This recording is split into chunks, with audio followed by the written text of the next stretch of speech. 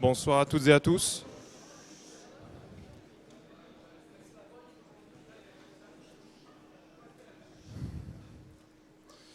Bonsoir à toutes et à tous. Merci d'être venus ici. Donc nous voici enfin à la première des 6 conférences organisées par les Indians à Paris cette année. Donc aujourd'hui, on va débuter ce cycle pour parler en parlant de l'avenir de nos mobilités. Et pour cela, on a le grand plaisir d'accueillir Aurélien Bigot ici présent pour une conférence intitulée « Quelle transition pour nos mobilités d'ici 2050 ?» Donc encore merci d'avoir accepté notre invitation. Vous êtes chercheur associé à Cher Énergie et Prospérité. Vous êtes spécialiste des questions sur la transition énergétique des transports et vous avez réalisé une thèse sur ce sujet intitulée « Les transports face aux défis de la transition énergétique, exploration entre passé et avenir, technologie et sobriété, accélération et ralentissement ». Vous êtes également auteur du livre « Voiture Fake or Not » qui, vous espérez, en vous citant, donnera des éclairages utiles et accessibles au plus grand nombre par la transition des mobilités. En vous remerciant de nouveau d'être venus, je vous laisse la parole. Bonne conférence à toutes et à tous.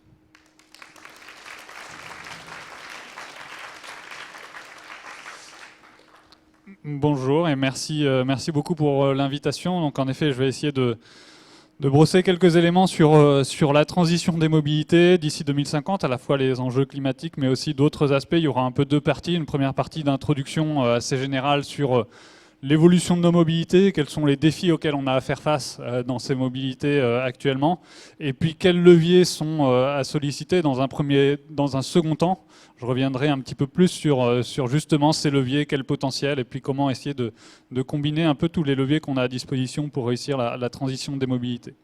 Et avant de se projeter dans l'avenir, dans un premier temps, déjà prendre un petit peu de recul sur l'évolution de notre mobilité par le passé et regarder de manière assez schématique comment elle a pu évoluer. On peut regarder ça sur plusieurs critères ou plusieurs caractéristiques de nos déplacements de manière assez schématique depuis 1800, depuis 2 siècles ou un petit peu plus.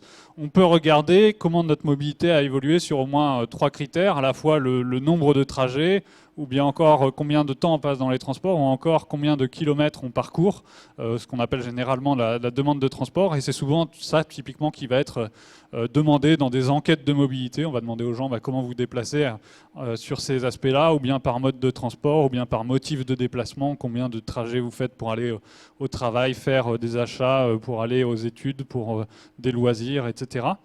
Et puis, ce qu'on peut voir, en fait, historiquement, quand on regarde comment évoluer ces 3 caractéristiques de mobilité au global, eh bien, c'est en fait que malgré les transformations extrêmement fortes qu'on verra ensuite dans nos mobilités, eh bien, il y a 2 des 3 caractéristiques qui sont restées relativement stables historiquement. C'est-à-dire que le nombre de trajets par jour et par personne est resté assez stable autour de 3 à 4 déplacements par jour et par personne, en comptant qu'un aller-retour, c'est 2 déplacements sur cette comptabilité-là.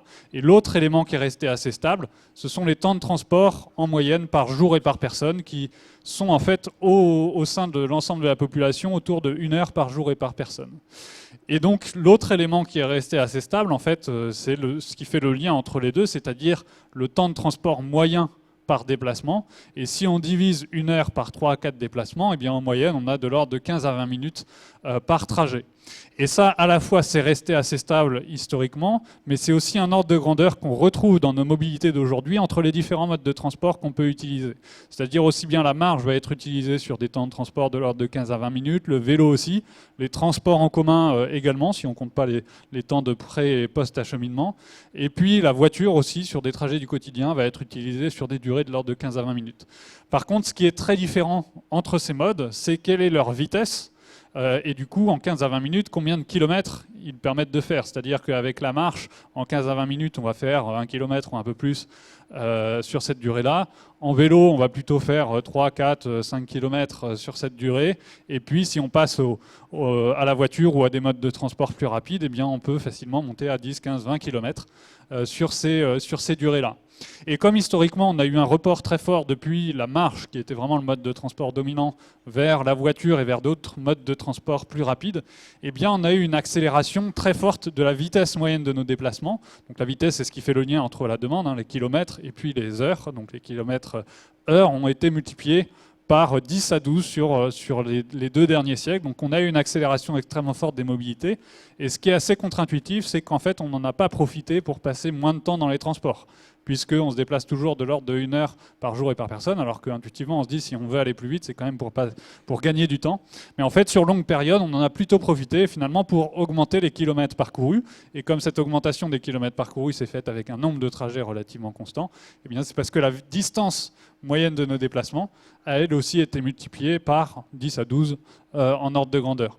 Et c'est comme ça qu'on peut comprendre un certain nombre de tendances qu'on a eues dans nos mobilités ou dans notre aménagement du territoire sur ces dernières années, ces dernières décennies, avec des tendances à l'étalement urbain, avec un éparpillement aussi des logements, des activités sur un territoire plus vaste, qui ont été rendus possibles par une accélération des mobilités qui nous ont permis finalement d'atteindre un territoire plus important par rapport au moment où on avait des mobilités qui étaient plus lentes. Et puis c'est aussi via cette accélération qu'on a pu développer aussi des mobilités à plus longue distance, les voyages, le tourisme, etc., qui ont été rendus possibles par un accès croissant à des modes de transport plus rapides.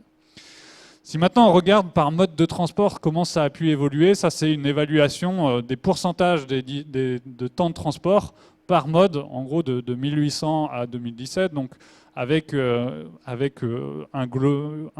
temps de transport global qui est en moyenne autour de 1 heure, comme j'évoquais tout à l'heure, donc qui est resté assez stable au cours du temps.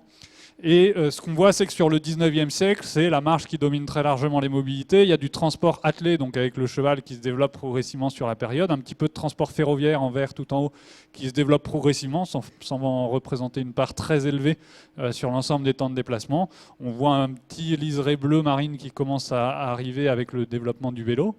Et puis si je rajoute une 50aine d'années ensuite à ces temps de transport par mode, on a un développement, on voit plus important de la voiture en orange, des transports en commun routiers, des transports ferroviaires aussi qui se développent davantage, du vélo également qui prend plus de place. Et ces développements-là, en fait, vont entraîner la fin du transport attelé sur ce début du XXe siècle. Et ce qu'on voit, c'est qu'encore en 1950, il n'y a pas si longtemps que ça, il y a 3 générations, eh bien, c'est encore la marche qui domine très largement les mobilités, avec plus de 80% des temps de transport qui sont faits avec de la marche. Et puis par contre, si je rajoute une bonne quarantaine d'années, eh bien c'est là qu'il y a une transformation très forte dans nos mobilités. On voit que la marche décroît complètement et est substituée en gros par des déplacements davantage en voiture sur cette période-là. Les ménages deviennent de plus en plus motorisés, donc ils ont de plus en plus accès à une voiture, voire à plusieurs voitures pour certains des ménages, donc qui deviennent multimotorisés. Et en 1950, en gros, il y avait en France une voiture pour 25 habitants environ. Et puis depuis le début des années 2000, on est plutôt à une voiture pour 2 habitants, c'est même un petit peu plus actuellement. Donc on voit qu'il y a une hausse de la motorisation des ménages qui a entraîné une hausse de l'usage de la voiture qui s'est faite au détriment de la marche. Et puis sur les dernières années, voire les dernières décennies, depuis le début des années 90, eh bien, on est cette fois-ci finalement sur une certaine stabilité dans l'usage des différents modes de transport, une certaine inertie aussi dans les pratiques de mobilité, avec une part des différents modes qui n'a pas forcément beaucoup bougé sur les dernières années et même les dernières décennies depuis le début des années 90. Et puis tout ce changement-là, il s'est fait, comme je l'évoquais, avec des vitesses assez différentes de ces modes de transport-là. Du coup, les kilomètres parcourus par jour et par personne, donc là qui vont être présentés sous forme un peu d'animation au fur et à mesure, et bien pendant longtemps, c'était la marche qui dominait très largement. J'évoquais le transport attelé ensuite, puis le transport ferroviaire qui se développe progressivement, mais même en kilomètres parcourus, ne représente pas encore une part majoritaire des déplacements. Puis ensuite, le vélo, la voiture, les 2 roues motorisées, les bus et les cars qui commencent à se développer davantage. Là, on est au début du XXe siècle. Mais c'est encore la marche qui représente une bonne partie des kilomètres, avant que dans les années 50, là on va voir, la voiture prend de plus en plus de place, l'échelle change, 10, 15, 20 km, bientôt une trentaine de kilomètres en moyenne par jour et par personne. Donc cette accélération des mobilités qui entraîne une forte hausse des kilomètres parcourus, puis sur la fin de la période, c'est un peu plus le transport aérien qui prend un petit peu plus de place dans les kilomètres parcourus. Donc on voit en tout cas cette augmentation extrêmement forte des kilomètres parcourus qui a été vraiment une évolution majeure sur ces dernières années, sur ces dernières décennies, si je projette exactement la même série de données mais sous forme de graphique, eh bien on voit à quel point pendant longtemps on est resté finalement à des distances relativement limitées, à l'échelle un peu du village, à l'échelle du quartier pour les mobilités du quotidien pendant le 19e siècle. Et puis c'est vraiment à partir des années 50 où on voit cette très forte augmentation des kilomètres parcourus, en particulier portée par le développement de plus en plus important de la voiture, aussi bien sur les trajets du quotidien finalement qu'aussi sur les trajets de plus longue distance. Et donc quand on regarde notre mobilité actuellement, ou un peu les estimations qu'on peut en faire en ordre de grandeur, eh bien, ce qu'on voit, c'est que sur les trois caractéristiques de mobilité que j'évoquais, le nombre de trajets, les temps de transport ou les kilomètres parcourus, c'est la voiture qui domine très largement, avec quasiment 2/3 de nos mobilités qui sont représentées par la voiture. Si ensuite on regarde en termes de nombre de trajets ou de temps de transport, ça va être la marche qui va être le deuxième mode de transport derrière la voiture, bien qu'on en parle assez peu finalement dans les débats sur les mobilités, dans les politiques publiques de mobilité. C'est un mode qui est trop souvent oublié, alors que finalement c'est un mode qui est quand même très loin d'être négligeable dans les pratiques de mobilité actuelles.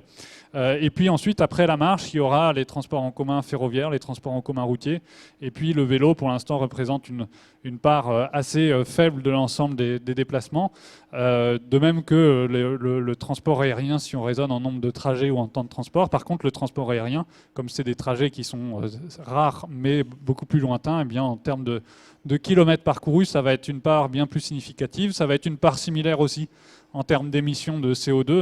La répartition entre voitures et avions va être assez similaire. Et puis bien évidemment, les modes actifs et les transports en commun ont des émissions bien plus réduites. Et puis enfin, le transport aérien n'a pas que des effets CO2 en termes de réchauffement sur le climat.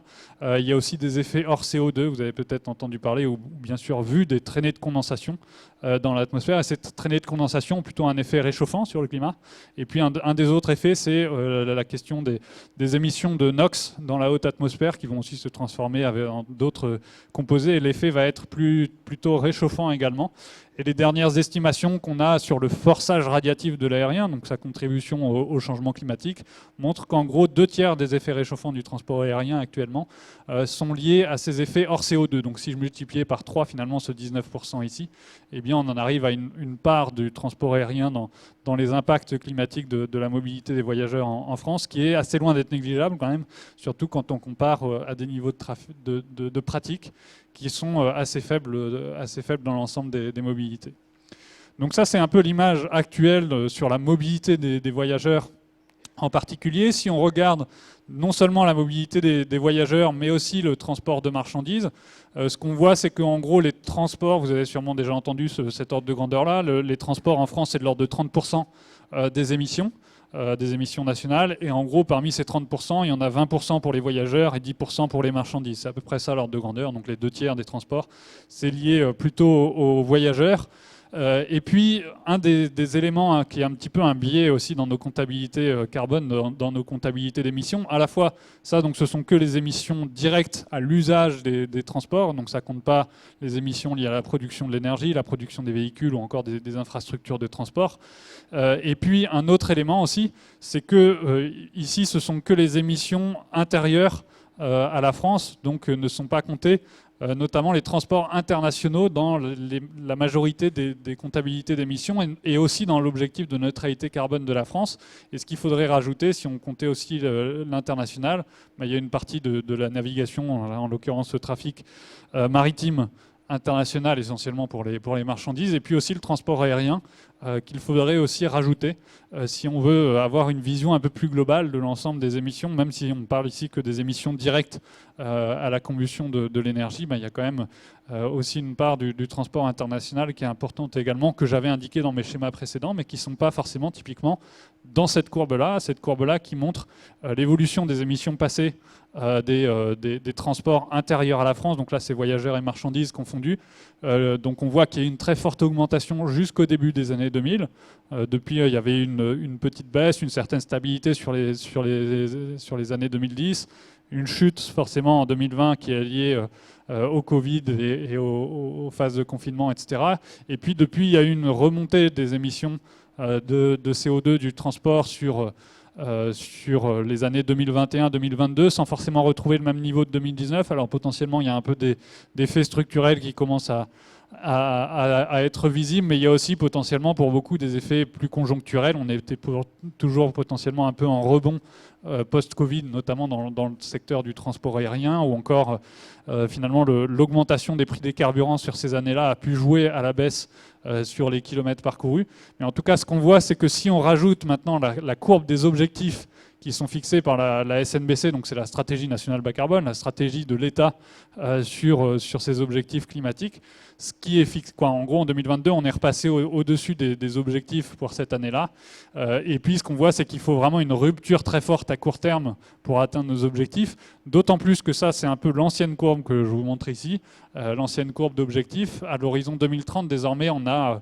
Au niveau européen, vous avez peut-être entendu parler des objectifs de baisse de 55% des émissions d'ici 2030 par rapport à 1990, ce qu'on appelle généralement le Fit for 55. Et du coup, ça demande à la France de renforcer ses objectifs à l'horizon 2030, et notamment pour le secteur des transports. En gros, il faudra plutôt rebaisser encore un petit peu ce point de passage à 2030, donc une pente de la courbe encore plus forte par rapport à la rupture qu'il y a déjà d'envisager dans la courbe qu'on voit ici. Et puis l'autre élément, si on regarde maintenant un petit peu plus long terme, c'est qu'en gros, il faut arriver quasiment à zéro émission directe à l'horizon 2050. Et c'est notamment dans cette version-là, et ça sera même plutôt un peu renforcé dans la nouvelle stratégie, déjà une décarbonation complète des transports terrestres qui était prévue. C'est-à-dire que d'ici 27 ans, d'ici 2050, il ne faut plus qu'il y ait une seule goutte de pétrole qui soit consommée ni dans les voitures, ni dans les véhicules utilitaires légers, ni dans les poids lourds, ni dans les deux roues, les bus, les cars, les trains ou encore les bateaux de transport fluvial. Donc on voit bien à quel point le défi est énorme, sachant qu'il y a énormément d'inertie dans le secteur des transports. Il y a notamment des inerties fortes dans l'évolution de l'aménagement du territoire. L'aménagement du territoire va beaucoup conditionner les pratiques de mobilité. Des inerties aussi dans les infrastructures de transport qui, elles aussi, vont conditionner les pratiques. Également dans le renouvellement des flottes de véhicules qui peut être assez lent, qui prend du temps. Donc si on va aller vers d'autres types de véhicules plus vertueux et qui ne reposent plus sur le pétrole, eh bien ça prend aussi du temps. Des inerties dans les politiques publiques de mobilité qui mettent du temps à s'adapter suffisamment rapidement et avec suffisamment d'ambition par rapport aux objectifs qui sont fixés ici. Et puis aussi, je l'évoquais tout à l'heure, inertie dans les pratiques de mobilité. On a un poids des habitudes qui est extrêmement fort.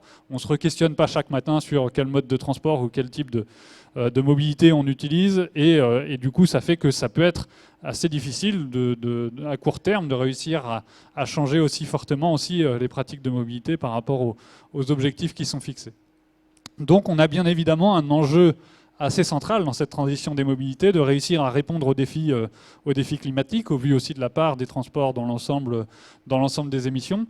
Pour autant, ce qu'il ne faut pas mettre de côté, ce qu'il ne faut pas oublier, c'est qu'il y a aussi un grand nombre d'autres impacts liés à nos transports et du coup un grand nombre d'autres défis qu'il faut réussir à prendre en compte dans cette transition des mobilités, parce qu'il y a d'autres impacts à la fois environnementaux, sanitaires ou encore sociaux qui sont à prendre en compte.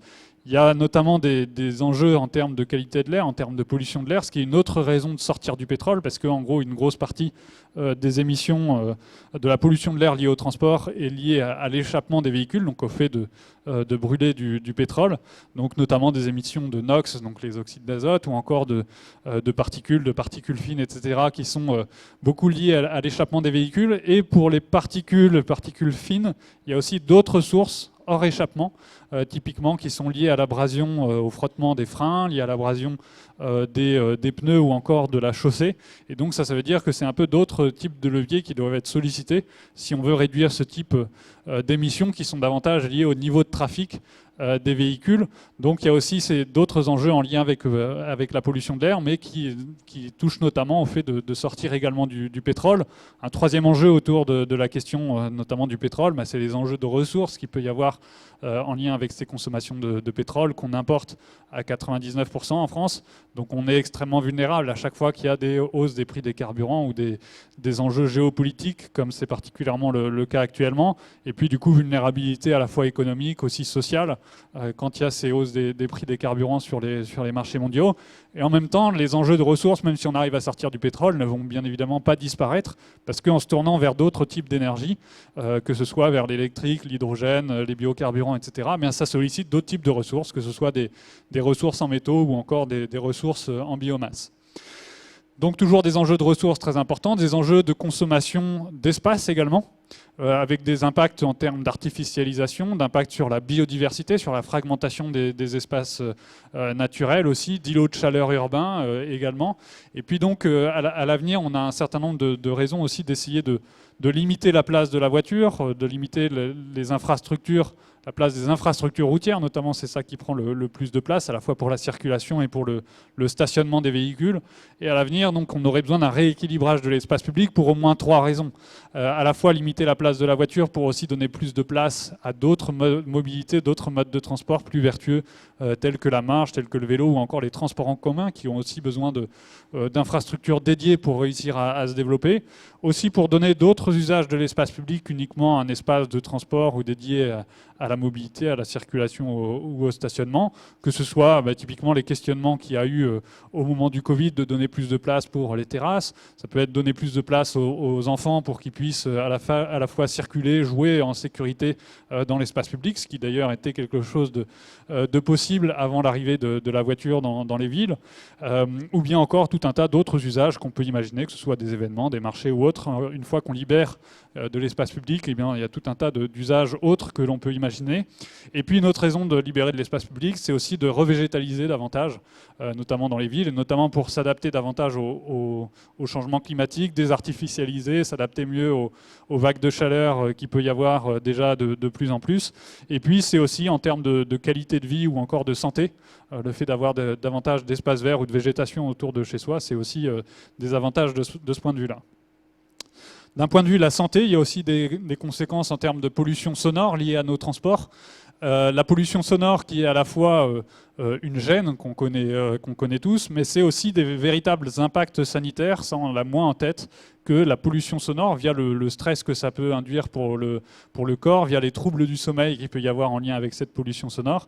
Eh bien ça a des implications, y compris par exemple sur des maladies cardiovasculaires, y compris sur de l'obésité, de l'hypertension, etc. C'est des choses qui sont de plus en plus documentées, même si c'est moins présent dans les débats publics ou encore dans les politiques de mobilité. Et parmi cette pollution sonore, c'est les transports qui représentent les 2/3 du coût social de la pollution sonore, comme on peut l'appeler, et même 55%, donc une grosse majorité au sein de ces 2/3, qui sont liés au transport routier en particulier, notamment les 2 roues motorisées, encore les bruits de klaxons, de camions, de voitures, etc.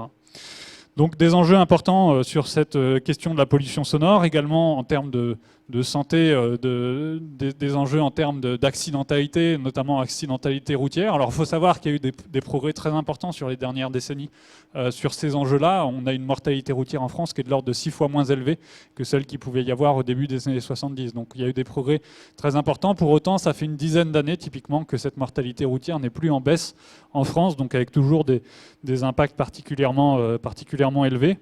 Il y a aussi d'autres enjeux en termes de santé publique qui sont des enjeux en termes de sédentarité, d'inactivité physique, parce que nos modes de vie de manière générale, mais aussi nos mobilités, sont devenues de plus en plus inactives au cours du temps.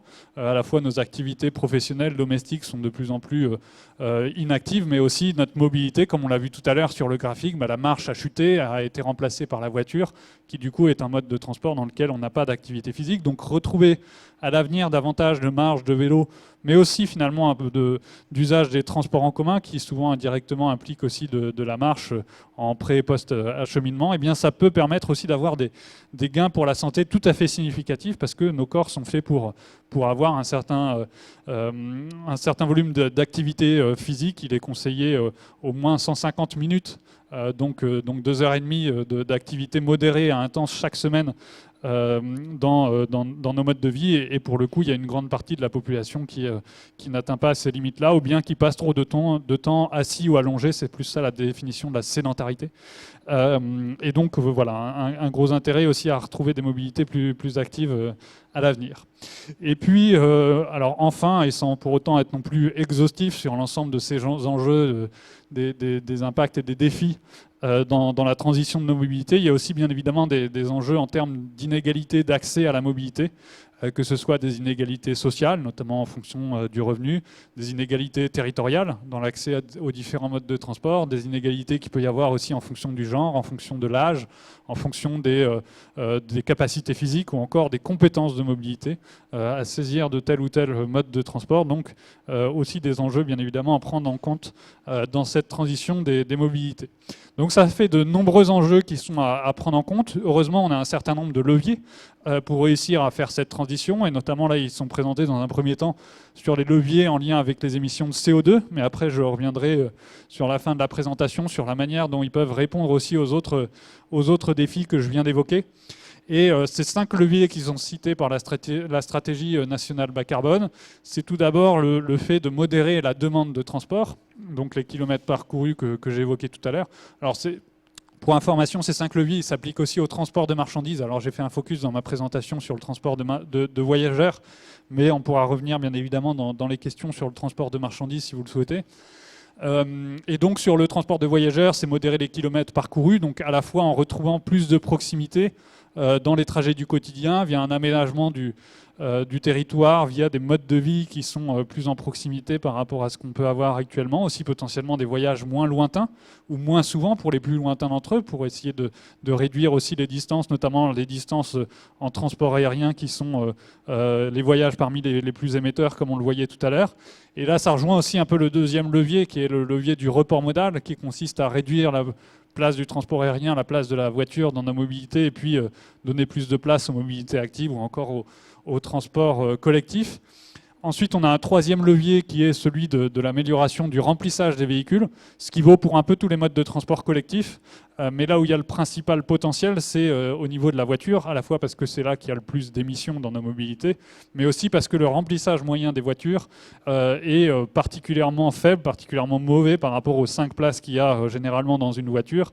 En gros, on a des remplissages particulièrement faibles, notamment pour les trajets du quotidien et encore plus pour les trajets domicile-travail, où sur le domicile-travail, 9 automobilistes sur 10 qui prennent leur voiture pour aller au travail eh bien, sont seuls dans leur voiture. Donc une des manières de mieux optimiser ça, de répondre à cette sous-optimisation, c'est de mieux remplir les véhicules via le covoiturage, ou sinon un autre aspect, c'est de se dire que si jamais on a des véhicules qui ne servent à transporter qu'une personne ou même 2 personnes, eh bien à ce moment-là, on n'a pas besoin de véhicules de 5 places, de plus d'1 tonne, etc. Donc ça, j'y reviendrai tout à l'heure. Mais c'est un des leviers, si on veut réduire les consommations d'énergie des véhicules, d'avoir des véhicules qui sont beaucoup plus petits, légers, sobres, avec éventuellement moins de place que les voitures qu'on peut avoir actuellement. Un autre aspect, c'est potentiellement l'éco-conduite de manière générale, notamment le 110 km/h sur les autoroutes, qui est un levier particulièrement significatif pour réduire les consommations d'énergie des véhicules. Donc ça, finalement, un peu tous ces éléments-là sont des leviers plutôt de sobriété, de voir comment on peut changer les pratiques de mobilité. Alors ça questionne aussi des enjeux beaucoup plus larges. Là, c'est pas que les comportements individuels, disons. Il faut que globalement la structure, l'environnement, les infrastructures de mobilité, l'évolution de l'aménagement s'inscrivent aussi dans des évolutions qui favorisent ces mobilités-là. Mais en tout cas, donc c'est plutôt des leviers de sobriété. Et puis dans le même temps, il y a d'autres leviers qui sont plutôt des leviers technologiques, et notamment des leviers technologiques qui permettent de réduire les consommations d'énergie des véhicules, ce qu'on appelle en particulier l'efficacité énergétique des véhicules. On a eu par le passé, j'y reviendrai, pas mal de progrès sur l'efficacité des moteurs thermiques. Et puis ça, on arrive un petit peu au bout des progrès. Par contre, ce qui à l'avenir permettra davantage de réduire les consommations d'énergie des véhicules et des transports de manière plus générale, c'est l'électrification, étant donné que les véhicules électriques sont plus efficaces en termes d'énergie finale. Les moteurs électriques sont plus efficaces et donc permettent aussi de réduire ces consommations d'énergie. Et puis enfin, cinquième et dernier levier, qui lui aussi est assez orienté vers la technologie, c'est celui de décarbonation de l'énergie, ou on peut appeler ça de baisse de l'intensité carbone de l'énergie, où l'idée c'est de sortir du pétrole qui aujourd'hui représente plus de 90% des consommations d'énergie du secteur, donc qui est aujourd'hui très largement dominant, qui est une énergie très fortement carbonée, qui émet beaucoup de CO2, pour passer à d'autres énergies moins carbonées, donc que ce soit le passage à l'électrique, que ce soit le passage à l'hydrogène, ou encore au biogaz, au biocarburant, ou encore au carburant de synthèse, à condition bien sûr que ces énergies-là soient produites de manière aussi bas carbone et aussi durable que possible, si on veut que ça ait un intérêt dans la transition. Et donc ces 5 leviers, finalement, ils permettent, c'est pour ça qu'il y a un peu une équation avec CO2 égale multiplication de ces différents leviers avec des multiplications entre les 5 leviers, parce qu'en fait, on peut mettre en équation ces émissions de CO2 des transports pour suivre l'évolution passée des émissions en France et puis l'évolution future d'ici 2050 par le prisme de ces 5 leviers. Peut-être qu'au niveau global, vous avez déjà entendu parler de l'identité ou de l'équation de Kaya, qui essayait de regarder ça avec des facteurs un petit peu différents sur l'ensemble de l'économie, avec un facteur population, un facteur PIB par personne, un facteur d'efficacité énergétique de l'économie, et puis un autre facteur de décarbonation ou d'intensité carbone de l'énergie. Et donc là, l'idée, c'est un peu d'appliquer ça au transport. Et donc, dans un premier temps, je vais un peu vous montrer comment ces 5 leviers ont participé à l'évolution passée des émissions de notre mobilité. Donc tout à l'heure, je vous montrais un peu l'évolution, la courbe d'évolution des émissions de CO2 des transports. Et finalement, à quoi on peut relier cette courbe d'évolution du transport, ici, un transport intérieur de voyageurs, entre 1960 et 2017. Et donc les 5 leviers peuvent nous permettre de regarder la contribution relative de ces leviers. Et quand on regarde quelle a été l'évolution dans un premier temps de la demande de transport, eh bien ce qu'on voit, c'est que ça a été le principal facteur à la hausse sur ces émissions de CO2 des transports. En gros, c'est ça qui a apporté la hausse des émissions, parce que la demande de transport a été multipliée par 4,7, à la fois parce qu'il y a eu une augmentation de la population, donc plus 43%, c'est comme ça qu'on peut lire ce facteur ici, mais aussi et surtout parce que les kilomètres parcourus par personne ont été multipliés par 3,3 sur l'ensemble de la période depuis 1960. Donc j'évoquais tout à l'heure que finalement depuis 2 siècles, c'est même encore plus que ça. Mais voilà, depuis 1960, il y a eu une hausse particulièrement élevée des kilomètres parcourus. Et si les deux courbes, en fait, comme ce qu'on voit ici, c'est que les deux courbes sont particulièrement proches, eh bien en fait, c'est parce que les émissions de CO2 moyennes par kilomètre parcouru ont assez peu baissé jusqu'à maintenant. C'est-à-dire qu'en moyenne, un kilomètre de nos mobilités aujourd'hui n'est pas beaucoup moins émetteur qu'il y a une bonne soixantaine d'années. Et on peut se demander pourquoi il n'y a pas eu plus de progrès que ça, après tout. Eh bien, c'est parce qu'en fait, au-delà du facteur de demande de transport, les 4 autres leviers se sont principalement compensés entre eux. C'est-à-dire qu'il y a des leviers qui ont joué dans le sens d'une hausse des émissions, et c'est en particulier le levier du report modal, comme j'évoquais tout à l'heure, un report en pourcentage des kilomètres parcourus depuis la marche vers la voiture. Aussi, le développement de la voiture individuelle s'est matérialisé par une baisse du remplissage des véhicules, c'est-à-dire qu'aujourd'hui, on est moins nombreux par véhicule que par le passé. On a plutôt décovoituré historiquement. Il s'agirait de refaire un peu l'inverse en quelque sorte. Et en fait, ces 3 différents leviers, ils sont un peu liés au même phénomène, c'est-à-dire qu'on a développé de plus en plus la voiture individuelle, et donc à la fois ça a fait augmenter les kilomètres parcourus, ça a fait que le report modal ne s'est pas fait dans le bon sens, et en même temps que le remplissage des véhicules aussi a été dans le mauvais sens, c'est-à-dire a eu un impact à la hausse sur les émissions. Et puis dans le même temps, les 2 derniers leviers, cette fois-ci, ont plutôt joué dans le bon sens. C'est ce que je vous disais tout à l'heure avec les consommations d'énergie des véhicules. On a fait des progrès d'efficacité sur les moteurs thermiques. Et donc ça a eu un effet à la baisse un peu sur l'ensemble de la période en termes d'émissions, sans pour autant réussir à compenser suffisamment les autres effets qui n'ont pas été dans le bon sens. Et puis enfin, 5e et dernier levier, celui de baisse de l'intensité carbone de l'énergie. Celui-là aussi a été plutôt dans le bon sens, mais de manière plus faible. Et surtout, le principal gain qu'il y a eu sur la période, c'est celui qu'on voit un tout petit peu ici, en gros sur la fin des années 2000, avec le développement des biocarburants. Et en fait, aujourd'hui, les biocarburants qui ont été développés, c'est surtout des cultures qui sont en concurrence avec les usages alimentaires. La plante la plus utilisée dans nos biocarburants, c'est l'huile de colza. Il y a aussi du blé, du maïs, ou encore, au moment où j'avais fait l'analyse sur 2017, il y avait de l'ordre de 20-25% d'huile de palme qui était utilisée dans les biocarburants incorporés en France dans nos carburants routiers, ou encore de l'huile de soja. Et donc l'analyse à ce moment-là montrait qu'en gros, si on considérait l'analyse de cycle de vie total de ces biocarburants quand on les produit, et puis ensuite les possibles changements d'affectation des sols qu'il peut y avoir, c'est-à-dire à certains endroits de la déforestation qu'il peut y avoir en lien avec par exemple la bien connue culture de l'huile de palme, et bien en fait on se rendait compte que l'intensité carbone de ces biocarburants en 2017 était assez similaire à celle du pétrole. Donc c'est-à-dire qu'un de ces objectifs de réduire les émissions de CO2 était loin d'être garanti quand on regardait l'analyse de cycle de vie de manière un peu plus globale. Et du coup, si on comptait aussi ces émissions des biocarburants, eh bien, en réalité, l'évolution des émissions, ce serait plutôt celle-là, celle de CO2 total en pointillé, où là, on voit qu'il n'y a plus vraiment de baisse des émissions de CO2 depuis le début des années 2000 en France sur la mobilité des voyageurs. Et donc, quels sont les enseignements sur ces évolutions passées du transport de voyageurs? On peut en tirer 3 enseignements de ces éléments-là. C'est que déjà, le premier facteur qui a joué à la hausse, le principal facteur qui a joué même tout court dans l'évolution des émissions, c'est la demande de transport.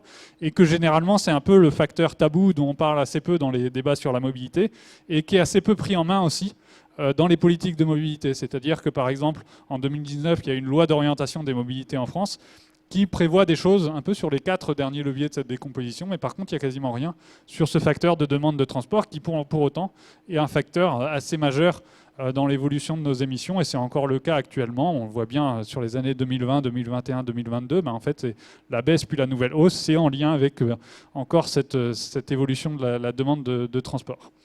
Un deuxième élément qu'on peut voir, c'est que finalement, les principaux leviers qui ont joué dans le mauvais... c'est que pour l'instant, les leviers de sobriété ont joué en fait dans le mauvais sens vis-à-vis de la transition des mobilités. C'est-à-dire que dans les leviers de sobriété que je vous évoquais tout à l'heure, il y a la demande de transport qui a été en augmentation, il y a le report modal qui n'a pas été dans le bon sens, il y a le remplissage des véhicules qui, sur les voitures en particulier, a été dans le mauvais sens.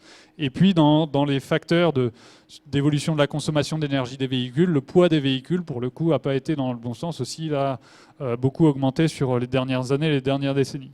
Et dans le même temps, les facteurs technologiques, cette fois-ci, ont plutôt été dans le bon sens, mais pas de manière suffisante pour réussir à baisser suffisamment fortement les émissions, d'autant plus si on veut être en plus compatible avec nos objectifs climatiques.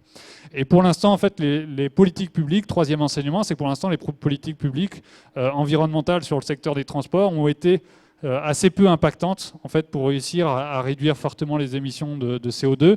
Et finalement, d'ailleurs, même le pic du début des années 2000 sur les émissions de CO2 du transport de voyageurs est assez peu lié à des politiques publiques environnementales parce qu'en fait, l'une des principales raisons, c'est en fait le changement dans la demande de transport qui a augmenté pas mal à ce moment-là, puis après au début des années 2000 qui a été relativement stable. Et ça, en fait, c'est pas particulièrement lié à des politiques publiques environnementales qui a eu ce changement-là, puisque, comme je vous le disais, la demande de transport et sa modération sont assez peu pris en compte pour l'instant dans les politiques de transition des mobilités.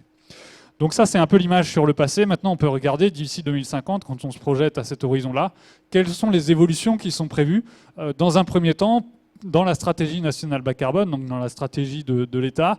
Ce qu'on voit, et ce que je montrais déjà tout à l'heure, c'est qu'il est prévu par rapport à aujourd'hui, ou dans cette dernière version par rapport à 2015, une très forte baisse des émissions de CO2 du transport de voyageurs pour atteindre quasiment zéro émission directe à l'horizon 2050. Et quand on regarde la contribution relative des différents leviers, qu'est-ce qui permet cette baisse d'émissions? Eh bien, dans un premier temps, pour la demande de transport, eh bien, quelque part, ça ne permet pas de baisse d'émissions, parce que cette demande de transport, y compris seulement sur les transports intérieurs, est prévue à la hausse dans cette stratégie à plus 26% à l'horizon 2050, à la fois parce qu'il y a une petite hausse de la population et aussi parce qu'il y a une augmentation qui était prévue des kilomètres parcourus par personne d'ici 2050. Donc ça va potentiellement être revu un peu à la baisse dans la nouvelle stratégie, mais en tout cas, c'est ce qui était prévu dans la dernière version. Ensuite, le facteur de report modal permet une baisse assez limitée des émissions de CO2 de l'ordre de 8%. C'est comme ça qu'on peut lire ce 0,92, parce qu'il y a à la fois du report depuis la voiture, un peu vers le ferroviaire et un peu vers le vélo. En gros, c'est ça les principaux reports modaux qui sont envisagés dans la stratégie. Ensuite, il y a un troisième levier qui est celui de l'amélioration du remplissage des véhicules, avec notamment le développement du covoiturage, qui permet une baisse des émissions assez similaire, de l'ordre de moins 11%. Et puis enfin, les deux derniers leviers, baisse des consommations énergétiques des véhicules et décarbonation de l'énergie. On le voit à la fois sur le graphique de gauche, mais aussi sur le graphique de droite, qui présente les choses de manière un petit peu différente, en millions de tonnes de CO2 à la hausse ou à la baisse selon les leviers sur chaque période de 5 ans. Et bien, ce qu'on voit, c'est que c'est finalement les deux derniers leviers, réduction des consommations d'énergie des véhicules et décarbonation de l'énergie, qui permettent les principales baisses. Sur le début de la période, c'était censé être essentiellement un renouvellement vers des véhicules véhicules, certes thermiques pendant un premier temps, mais beaucoup plus efficaces que la génération précédente. Et en fait, ça, on a pris beaucoup de retard là-dessus sur cet objectif-là. Donc, c'est en ça où je pense que, comme j'évoquais sur 2022, on a des émissions qui restent en dessous de celles de 2019, qui repassent au-dessus de notre objectif. Mais à mon avis, on a potentiellement un effet de la baisse de la demande qui est assez significatif par rapport à ce qui était prévu ici. Mais on a pris beaucoup de retard sur les baisses de consommation d'énergie prévues dans la stratégie. Et puis, plus on va vers 2050, plus en fait, c'est l'électrification des véhicules, l'électrification du parc qui permet de réduire les émissions. C'est-à-dire que cette électrification, comme j'évoquais tout à l'heure, à la fois elle permet de réduire les consommations d'énergie des véhicules, quasiment d'un facteur 3 en gros, hein. C'est pour ça qu'on a cette baisse très forte ici des consommations d'énergie moyennes des véhicules. Et puis en même temps, ça permet de passer du pétrole à l'électrique, qui ici en plus en émission directe est considéré comme zéro émission. J'y reviendrai après quand on prend bien évidemment les analyses un peu plus en cycle de vie. Et maintenant, en gros, comment se situe cette stratégie nationale bas carbone qui, comme on le voit, repose beaucoup sur les leviers technologiques, assez peu sur les leviers de sobriété. Comment elle se situe par rapport à d'autres scénarios qui ont été publiés en France? Donc ça, c'est une comparaison de 13 scénarios qui est résumée dans cette figure ici, où pour chacun des leviers, l'idée, c'est d'indiquer quelle est la valeur maximale et minimale d'évolution de chacun des leviers d'ici 2050, donc leur contribution aussi à la hausse ou à la baisse des émissions de CO2 du transport de voyageurs. Et puis pour ne pas prendre que les valeurs les plus extrêmes, il y a aussi la moyenne des 4 scénarios tendanciels qui étaient comparés dans cette analyse, et puis la moyenne des 4 scénarios les plus ambitieux sur chacun des leviers. Et ce qu'on voit sur ce premier levier de demande de transport, c'est que dans la moyenne des scénarios tendanciels, on est plutôt à environ plus 20% d'ici 2050, et que donc la stratégie nationale bas carbone avec plus 26% est très peu ambitieuse sur le levier de modération de la demande, parce qu'elle prévoit même une augmentation de la demande encore supérieure à des scénarios tendanciels. Donc après, tout le monde n'a pas la même vision de ce qu'est le tendanciel, mais pour autant, l'ambition de modération de la demande est assez limitée par rapport à des scénarios beaucoup plus ambitieux qui, eux, prévoient plutôt une demande à la baisse de l'ordre de moins 10% ou même encore un peu plus loin pour certains autres scénarios. Ensuite, quand on regarde les deux leviers suivants, ceux de report modal et de remplissage des véhicules, eh bien, on a assez peu d'évolution dans les scénarios tendanciels et puis un potentiel de l'ordre de moins 20%, ou plutôt moins 15% de baisse d'émissions dans les scénarios les plus ambitieux sur ces leviers de report modal et remplissage des véhicules. Donc remplissage des véhicules, c'est essentiellement l'effet covoiturage. Et ce qu'on voit ici, c'est que la stratégie nationale bas carbone a un peu une ambition intermédiaire entre les scénarios tendanciels et les scénarios les plus ambitieux. Et puis, sur le report modal, on peut se dire qu'un des liens aussi, c'est que finalement, pourquoi elle n'est pas plus ambitieuse, c'est aussi parce que finalement, sur la demande de transport, il y a une ambition qui est assez limitée. Et c'est plus difficile pour un mode de transport, comme par exemple le vélo ou même le train, de prendre une part croissante dans l'ensemble de la demande de transport, si jamais l'ensemble de cette demande est en croissance. Et à ce moment-là, par contre, si on a plutôt une modération de la demande, eh bien là, c'est plus facile pour un mode vertueux en particulier, que ce soit le vélo, le train ou d'autres transports en commun routiers, de prendre une place croissante aussi dans ce total. Donc les deux sont un petit peu liés. Et puis, comme je le disais tout à l'heure, aussi, si jamais on a des distances qui sont davantage réduites, c'est plus facile d'utiliser la marche ou encore le vélo que si les distances sont importantes et continuent à augmenter par rapport à aujourd'hui. Et puis enfin, les deux derniers leviers, ceux de consommation énergétique des véhicules et décarbonation de l'énergie, là on voit que cette fois-ci, la stratégie nationale bas carbone est parmi les scénarios les plus ambitieux, parce que ces objectifs sont ambitieux, mais aussi parce que sur la sobriété, finalement, il y a moins d'ambition. Donc quelque part, on est obligé d'aller plus loin sur ces leviers de baisse des consommations énergétiques des véhicules, y compris en étant un peu irréaliste pour le coup à court terme, ou en tout cas en n'ayant pas des politiques publiques qui sont alignées avec ces objectifs de court terme qui étaient prévus. Et puis à plus long terme, on voit qu'en gros, il faut atteindre, dans tous les cas, si on veut atteindre quasiment zéro émission directe, c'est ce facteur d'intensité carbone de l'énergie qui doit arriver à zéro ou quasiment zéro, c'est-à-dire de sortir du pétrole pour atteindre ces objectifs. Donc là, ce qu'on voit bien, encore plus maintenant avec cette comparaison avec d'autres scénarios, c'est à quel point la stratégie nationale bas carbone, jusqu'à maintenant, compte essentiellement sur des leviers très technologiques. C'est un peu le récit de transition qui est porté quand on entend parler de l'avion vert ou encore de la voiture zéro émission, etc. Et bien évidemment, c'est un récit qui se base beaucoup sur les progrès technologiques, mais beaucoup moins sur les leviers de sobriété. Et si on revient sur la question de la voiture, et notamment de cette question de la voiture électrique, qui en réalité n'est pas zéro émission. Si on regarde les choses un petit peu plus en analyse de cycle de vie, on peut se poser la question de son bilan carbone déjà dans un premier temps, en répondant de manière différente finalement à cette même question. Est-ce que la voiture électrique c'est le meilleur ou le pire des véhicules ? Bien, la première manière de répondre à cette question, et ce qu'on voit le plus souvent, c'est de comparer la voiture électrique en termes d'émissions de gaz à effet de serre, donc là sur l'ensemble de son cycle de vie, avec la voiture thermique, donc la voiture au pétrole.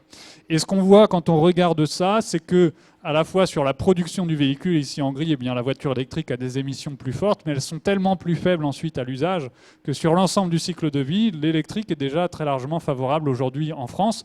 Donc là, c'est une division par 2,5 sur ce graphique-là. Si on prend l'ensemble des analyses qu'on peut avoir en France sur la comparaison entre les voitures au pétrole et les voitures électriques, c'est en gros une division par 2 à 5 des émissions sur l'ensemble du cycle de vie.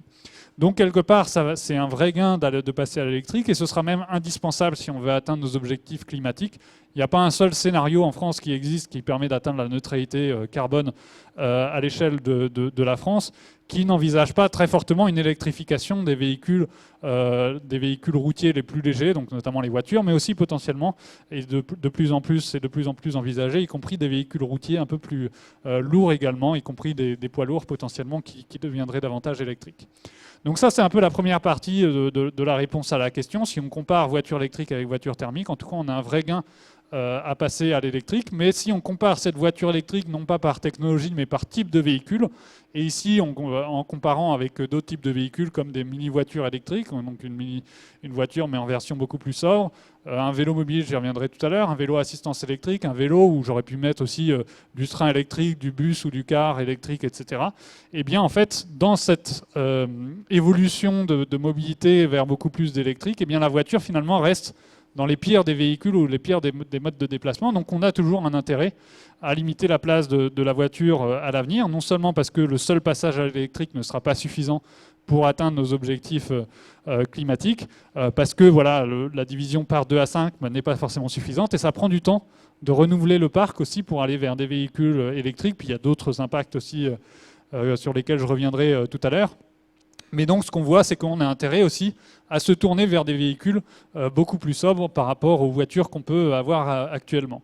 Et parmi ces véhicules plus sobres, et un des potentiels qu'on a assez peu exploré, assez peu développé pour l'instant, il y a tout ce qui touche aux véhicules qu'on peut appeler intermédiaires entre le vélo et la voiture, qui pour un certain nombre d'entre eux sont un peu en développement, typiquement pour les plus proches du vélo, qui permettent en gros par rapport au vélo classique d'aller soit un petit peu plus vite ou avoir un petit peu plus de facilité, de confort avec par exemple les vélos à assistance électrique, ou bien de transporter plus facilement des charges, par exemple avec les vélos cargo, ou transporter des charges ou encore transporter des enfants. Ou bien de plus facilement faire de l'intermodalité, par exemple avec les transports en commun pour les vélos pliants, ou bien encore de s'adapter à des personnes en situation de handicap ou à mobilité réduite avec certains types de vélos adaptés pour ces populations-là. Ou bien encore, si on va encore un petit peu au-delà du vélo assistance électrique, je ne sais pas si vous connaissez les Speed Pedelec ou les S-Pedelec, qui sont des sortes de vélos assistance électrique, mais au lieu d'être bridés à 25 km/h, ils vont jusqu'à 45 km/h. Donc légalement, ce sont cette fois-ci plutôt des cyclomoteurs, mais en fait, en termes d'efficacité énergétique, d'efficacité environnementale ou de consommation de ressources, c'est très similaire pour le coup aux vélos à assistance électrique, et notamment dans les zones rurales, ça pourrait permettre d'aller un petit peu plus vite et donc de faire des trajets aussi un petit peu plus longs, parce que comme je disais tout à l'heure, la distance des trajets est très fortement corrélée à la vitesse qu'on peut avoir.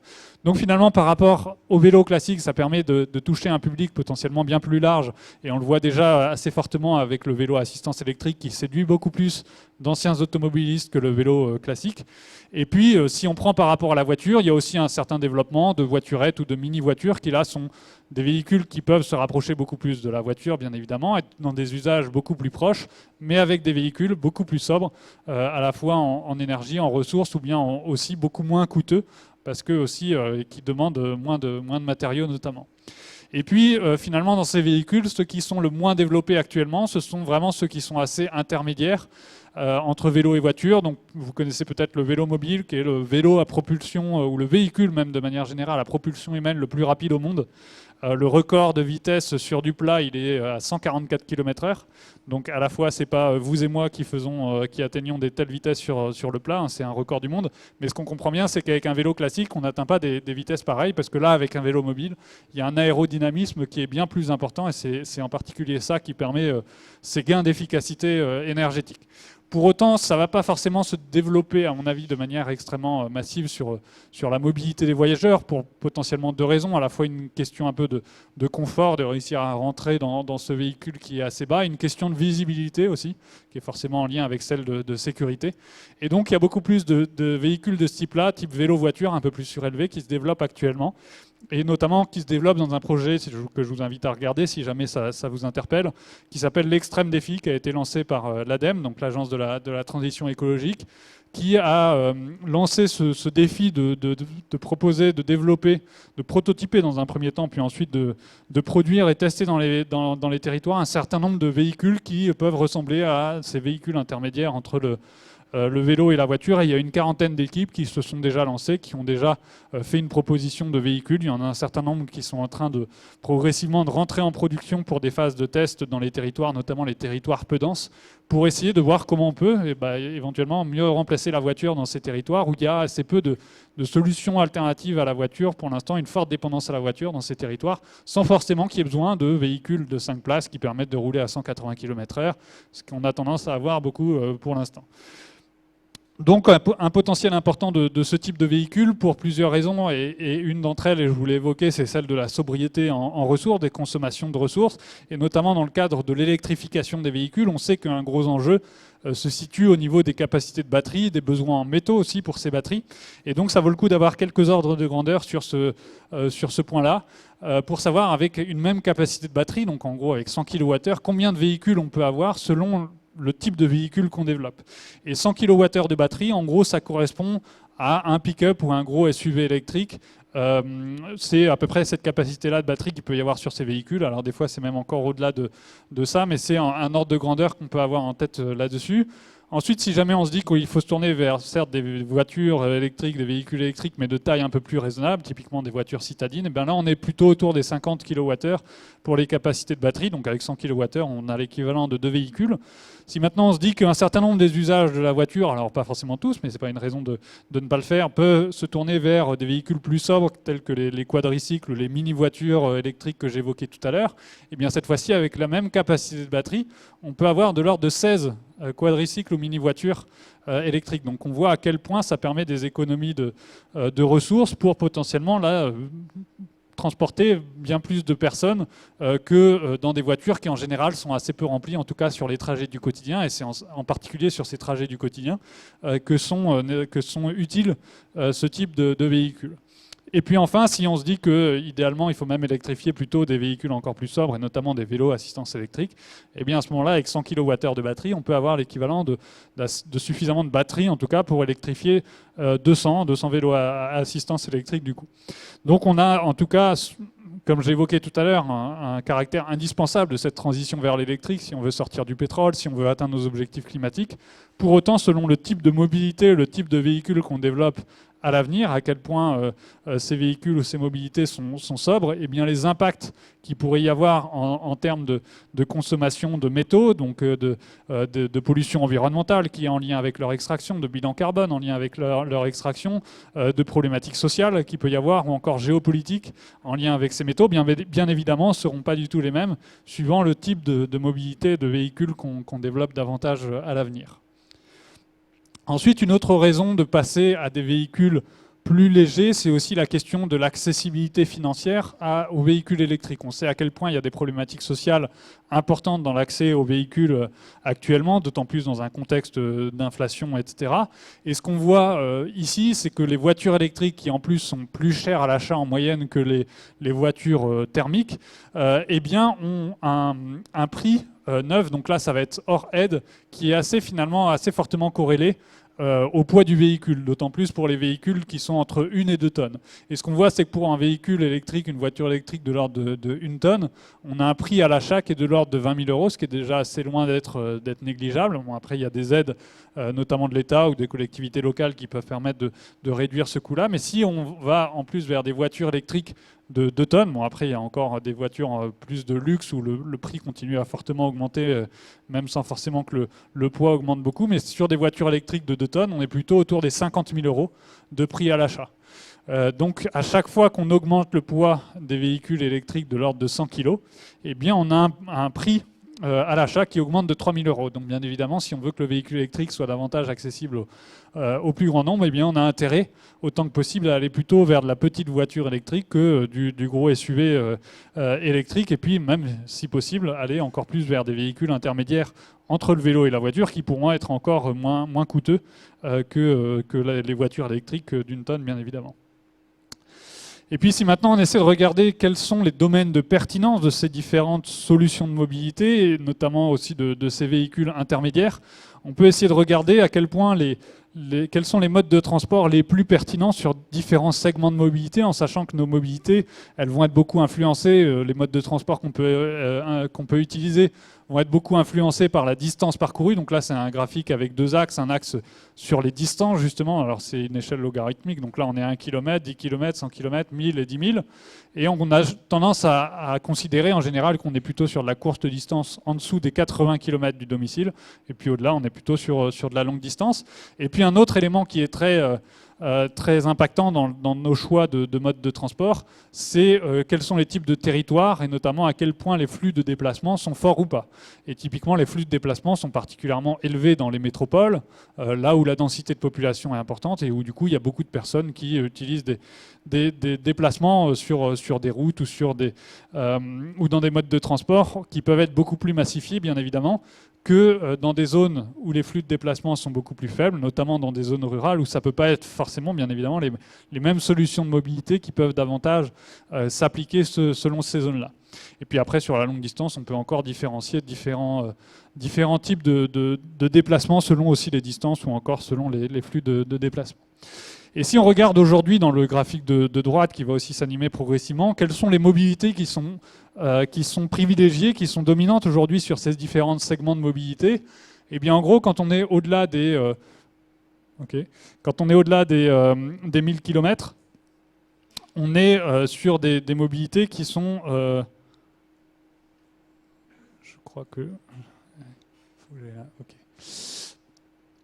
Eh bien, c'est le transport aérien qui va être très fortement dominant sur ces distances-là. Quand on est au-delà des 1000 km, c'est ça qui va être le principal mode utilisé.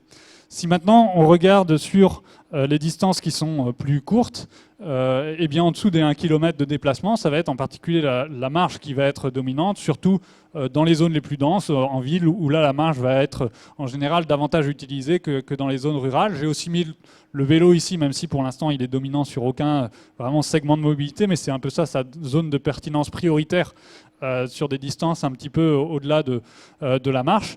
Et puis les transports en commun sont les plus développés, là où les flux de déplacement sont les plus forts. C'est là où ils ont aussi leur principale pertinence, à la fois économique, environnementale ou en termes de facilité d'usage. Là où il y a beaucoup de personnes qui vont utiliser le même type de trajet, eh bien on a tout intérêt à mettre un mode de transport plus massifié, que ce soit du métro, du tramway ou autre dans les villes, ou encore du TGV ou de l'intercité entre les plus grandes villes, qui sont là où il y a des flux de déplacement particulièrement massifiés. Quand c'est un petit peu moins massifié, on peut plutôt avoir des véhicules d'une taille un petit peu moins élevée, typiquement des transports en commun routiers avec des bus et des cars.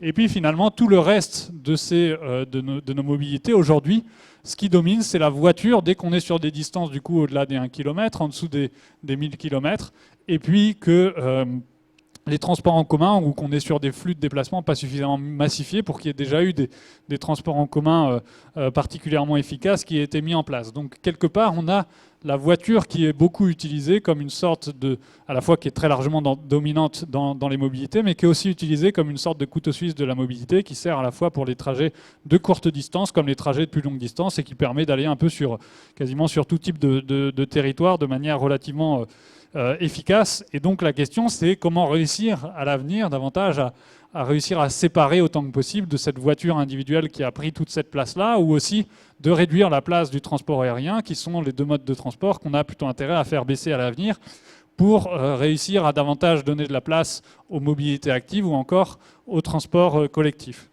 Si on regarde quelles sont les alternatives les plus sobres à chaque fois pour remplacer autant que possible le transport aérien ou encore la voiture, et bien sur la longue distance et sur le transport aérien, la difficulté c'est qu'on n'a pas de mode de transport qui correspondent à des usages équivalents au transport aérien. C'est-à-dire qu'on n'a pas de mode de transport tout à fait sobre qui permet de partir à l'autre bout du monde sur une semaine par exemple. Donc ça veut dire que questionner l'évolution de l'usage du transport aérien, et si on veut réussir à ce que les émissions baissent assez rapidement, et ça demande de questionner cette hausse des trafics qu'on a pu avoir sur ces dernières années, eh bien ça demande de réenvisager le voyage différemment, à questionner à la fois les imaginaires associés au voyage, les destinations, ou bien potentiellement, comme j'évoquais, de partir moins souvent pour les destinations, en tout cas les plus lointaines, ou en tout cas pour les personnes qui ont la chance de parfois prendre l'avion ou de partir à longue distance actuellement, ce qui n'est pas quelque chose d'extrêmement répandu, en tout cas au niveau mondial.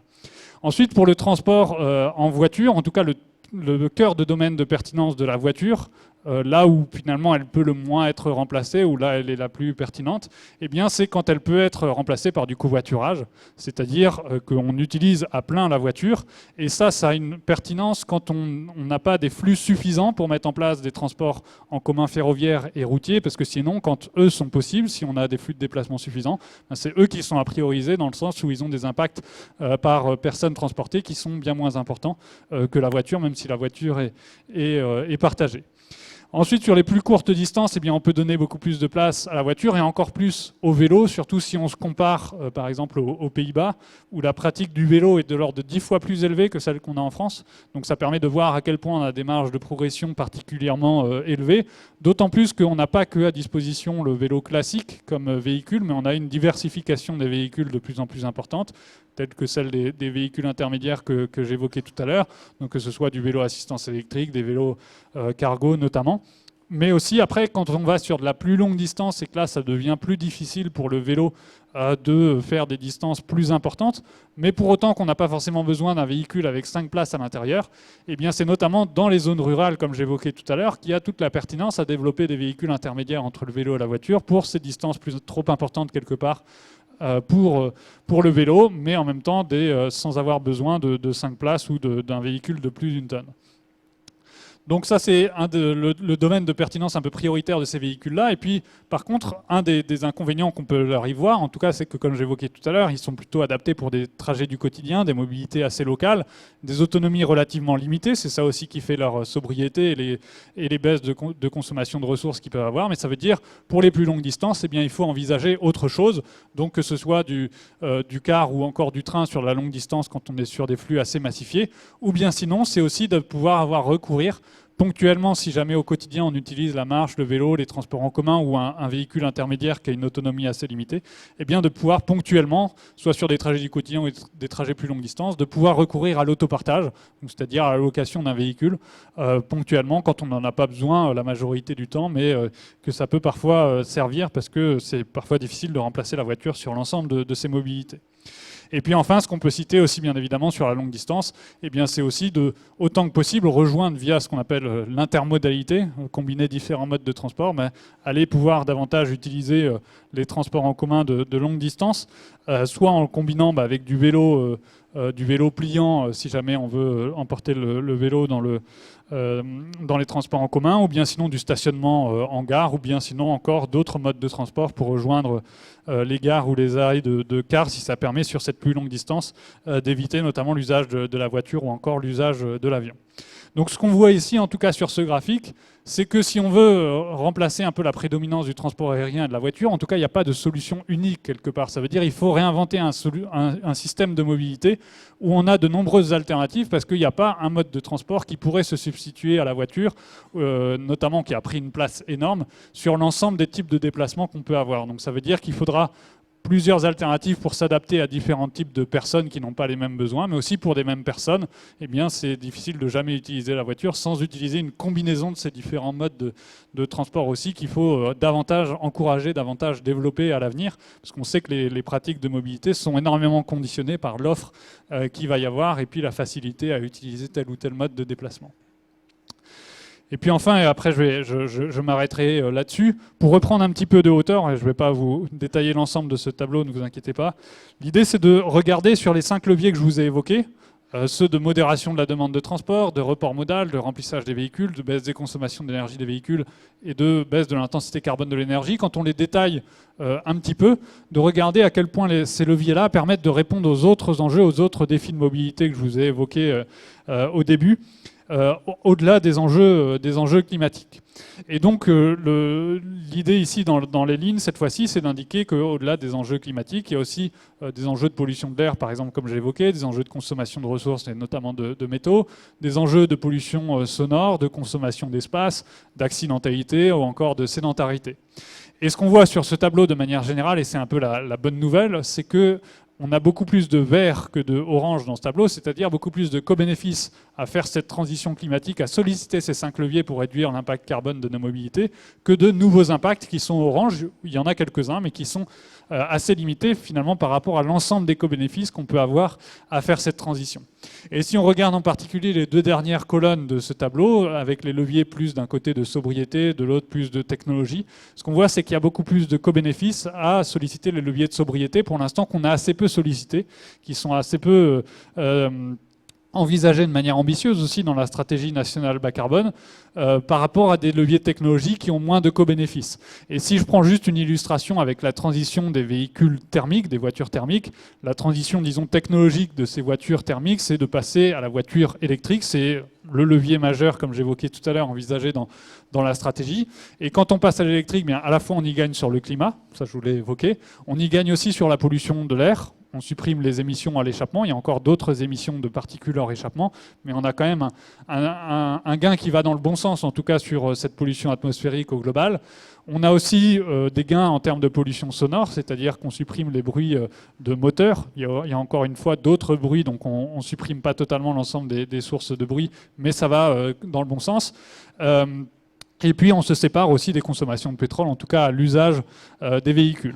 Pour autant, il y a un certain nombre d'autres problématiques, d'autres défis sur lesquels la voiture électrique ne change rien. Par exemple, sur les consommations d'espace, une voiture électrique consommera autant d'espace qu'une voiture électrique, une voiture thermique consomme autant d'espace. Aussi en termes d'accidentalité routière, il n'y aura pas particulièrement de changement ici. Et puis en termes de sédentarité et d'inactivité physique, c'est aussi la même chose que la voiture soit thermique ou électrique.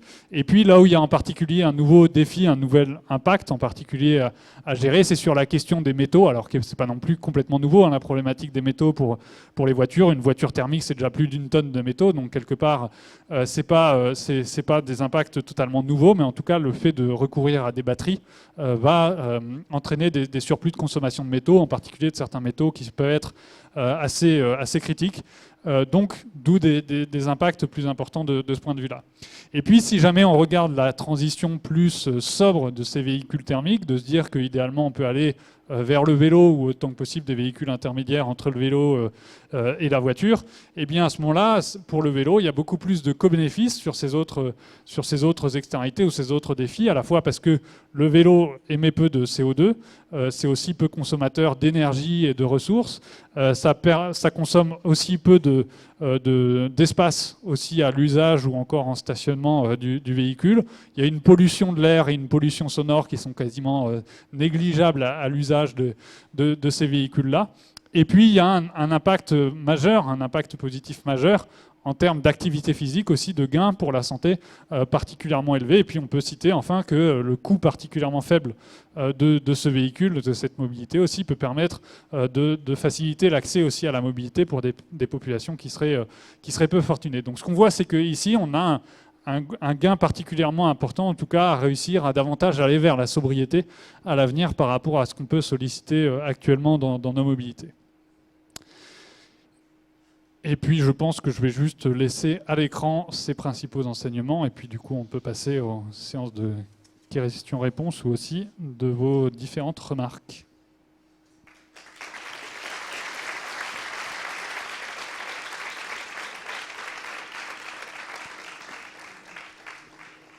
On vous remercie.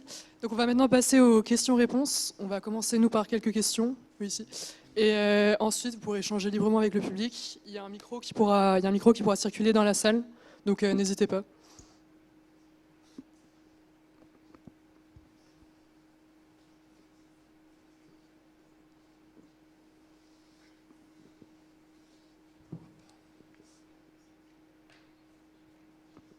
Donc moi j'aurais une première question qui porte sur l'aménagement urbain, qui serait donc comment est-ce qu'on peut repenser l'aménagement des villes pour favoriser le développement de mobilité plus propre.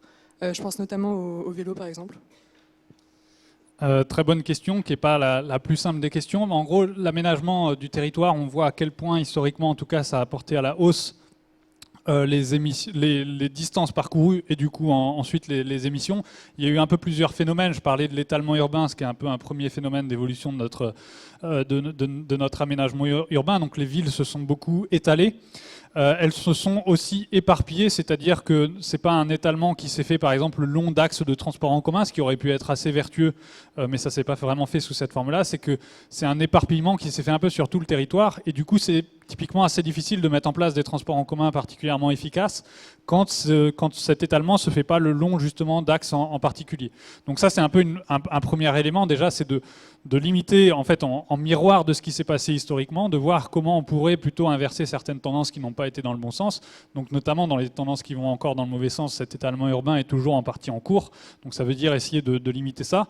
Il y a par exemple le zéro artificialisation net qui vise à avancer par exemple sur ce sujet-là, ou bien quand on fait des nouveaux logements où le type d'aménagement qu'on peut remettre en place, c'est plutôt densifié autour par exemple des gares ou autour de quartiers où il y a particulièrement plus de services, d'emplois, etc. pour permettre ces modes de vie plus en proximité.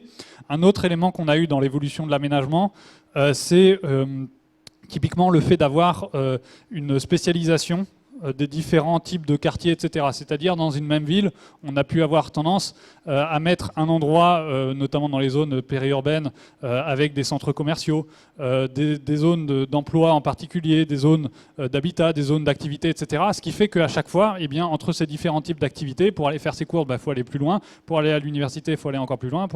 Et en fait, typiquement, le lieu ici de toute cette concentration d'universités, d'écoles sur un même pôle, alors qu'il n'y a pas forcément la possibilité que l'ensemble des étudiants, l'ensemble des professeurs, du personnel administratif, etc. habitent à proximité. C'est une de ces tendances typiquement qui peut entraîner des distances particulièrement élevées.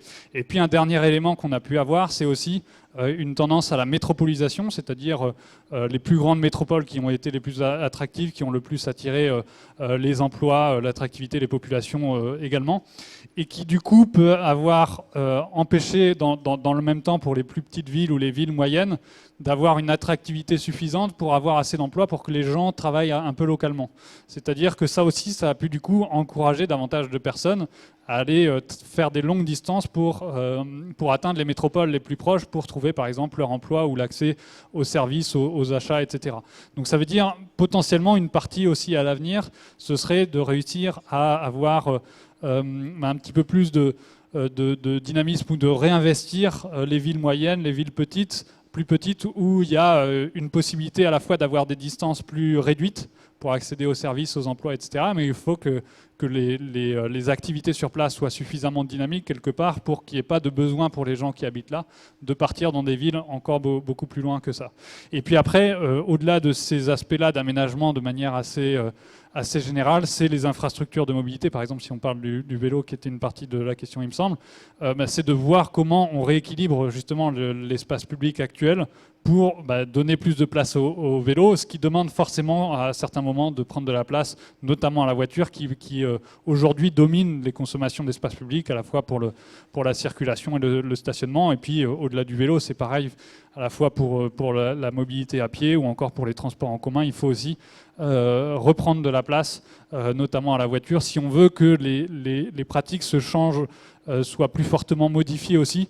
Ce qu'on voit, c'est que le plus efficace dans les politiques de mobilité, c'est quand il y a à la fois un certain niveau de contrainte qui encourage à se questionner sur les mobilités actuelles et en même temps, bien évidemment, des alternatives. parce qu'à la fois ça permet de mieux supporter la contrainte en termes d'acceptabilité, et puis aussi d'avoir justement la possibilité d'utiliser autre chose que la voiture, ce qui est aujourd'hui assez dominant pour beaucoup de personnes. Et puis peut-être dernier point, et puis après j'arrête de faire des réponses de 25 minutes, c'est que avec un urbanisme relativement constant, on peut aussi travailler potentiellement sur les choix de localisation actuels pour diminuer certaines distances. Et justement, je voulais donner un exemple sur le domicile-travail. C'est quelque chose où on peut assez difficilement envisager de quelle manière on pourrait rapprocher les gens de leur travail. Mais en fait, tant qu'on n'y a pas trop réfléchi, on n'a pas forcément d'idée de ce point de vue-là. Et typiquement, une start-up qui s'appelle 1 km à pied, mais il y a aussi d'autres bureaux d'études qui font ça, qui font des plans de mobilité pour les entreprises, et qui notamment pour cette start-up 1 km à pied, regardent quelles sont les entreprises multisites, c'est-à-dire qui ont par exemple pour certaines entreprises ou certaines administrations qui vont avoir sur un même territoire plusieurs bureaux différents ou plusieurs lieux de vente, etc. Et en fait, pour un grand nombre des employés de ces lieux administratifs ou de ces commerces, eh bien, ils ont un lieu d'emploi qui est plus proche de chez eux par rapport au lieu où ils travaillent actuellement. C'est-à-dire qu'il pourrait y avoir une sorte de redispatch à compétences et à type d'emploi égal pour finalement travailler plus proche de chez soi sans forcément bouleverser complètement l'aménagement du territoire, etc. Donc ça peut être aussi ce type d'idée qu'il faut davantage solliciter à l'avenir, même si c'est un levier parmi d'autres, parce que ça évolue tellement lentement qu'il faudra aussi bien évidemment réussir à changer aussi les autres leviers de décarbonation notamment.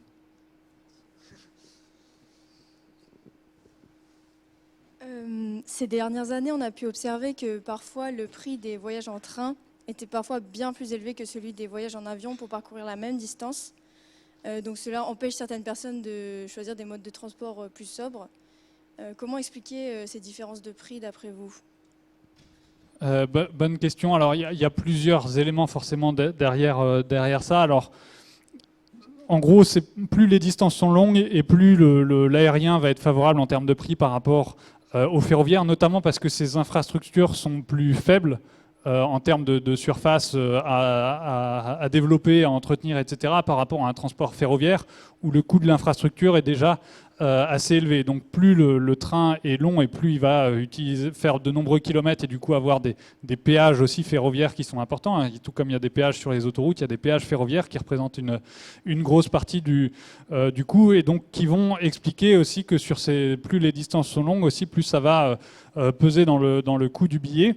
Et puis après, un des autres éléments, c'est que le transport aérien, typiquement aujourd'hui, ne paye pas l'ensemble de ces externalités, comme on peut les appeler, notamment le coût du CO2, etc. Et notamment le carburant aérien aujourd'hui n'est pas taxé.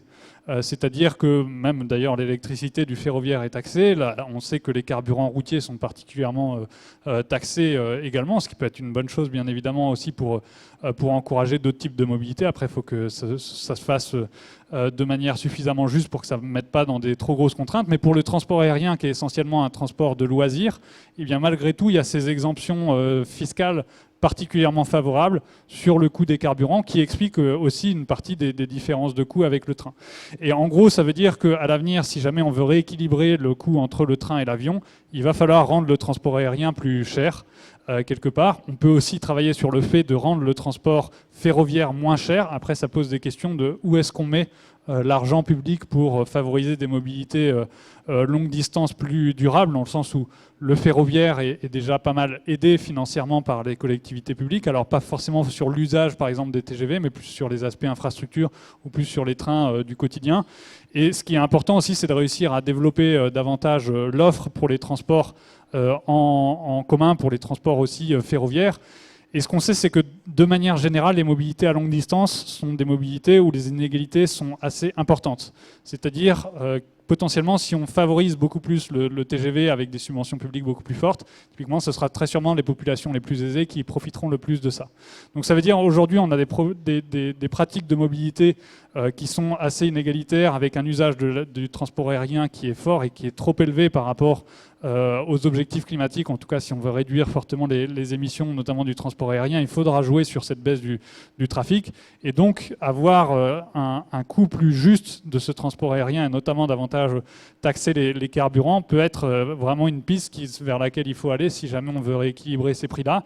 Un autre élément et d'autres types d'aides publiques qui existent aussi sur le transport aérien, typiquement, c'est que, notamment pour les liaisons les moins fréquentées, ou notamment pour les plus petits aéroports, il y a beaucoup de subventions publiques, que ce soit de l'État ou que ce soit des collectivités locales. Et en gros, en France, on aurait la moitié des aéroports, donc c'est plutôt les petits aéroports, qui en gros ne survivraient pas sans les subventions publiques. Donc c'est un choix qu'on peut assez largement questionné au moment de l'urgence climatique, de savoir à quel point c'est raisonnable de mettre autant de fonds publics dans l'encouragement du transport aérien, finalement, plutôt que de le mettre dans l'encouragement des alternatives, et notamment, comme j'évoquais, par exemple, pour financer le ferroviaire ou les autres alternatives de longue distance. Donc je pense qu'il faut jouer sur les deux leviers, mais très clairement le fait de rendre le transport aérien plus cher, malheureusement, est une partie de la réponse. Je dis malheureusement pour ceux qui l'utiliseraient et qui voudraient toujours beaucoup l'utiliser, mais quelque part c'est pas c'est pas suffisamment raisonnable par rapport en tout cas à nos objectifs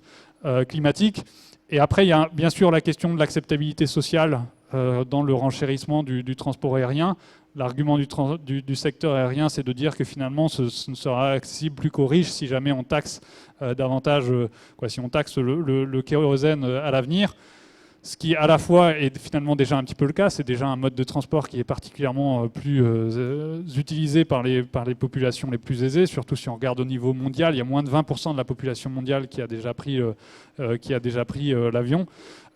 Et sinon, d'autres moyens qu'il peut y avoir pour mettre en place finalement cette taxation de manière plus juste, et qui est un peu un intermédiaire entre la taxation équivalente finalement pour tous les types de trajets ou pour tous les types de personnes, et puis un autre élément qu'on peut entendre dans les débats publics, alors notamment Jean-Marc Jancovici a parlé de quotas, de cas de vol dans une vie, etc. Donc c'est une autre manière de réguler finalement le transport aérien. Et un peu un intermédiaire entre les deux, ce serait de se dire on met une taxation progressive en fonction du nombre de vols.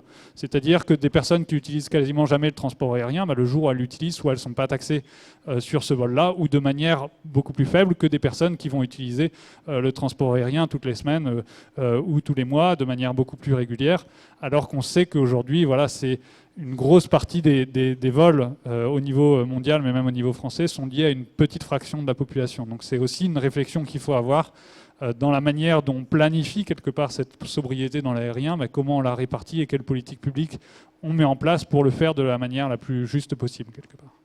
Merci. Est-ce que certains d'entre vous auraient maintenant des questions à poser ?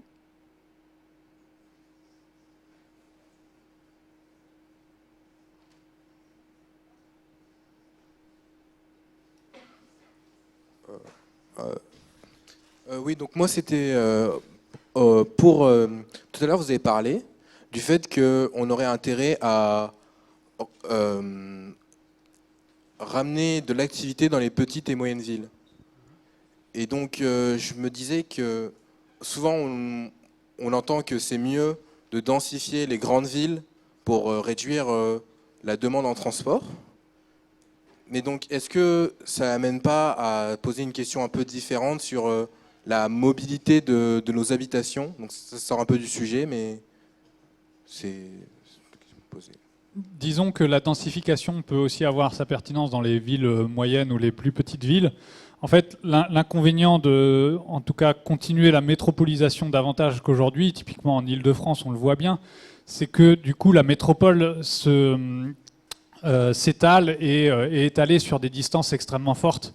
Entre même ici et le centre de Paris, les distances sont particulièrement élevées. Donc à la fois, il y a la possibilité d'avoir des transports en commun qui sont relativement efficaces quand même dans la région, mais en même temps, tout le monde ne vient pas non plus ici qu'en transport en commun. Et donc, le fait de fabriquer cet aménagement du territoire qui repose sur des distances importantes va faire que toutes les personnes qui utilisent la voiture vont l'utiliser sur des distances plus grandes.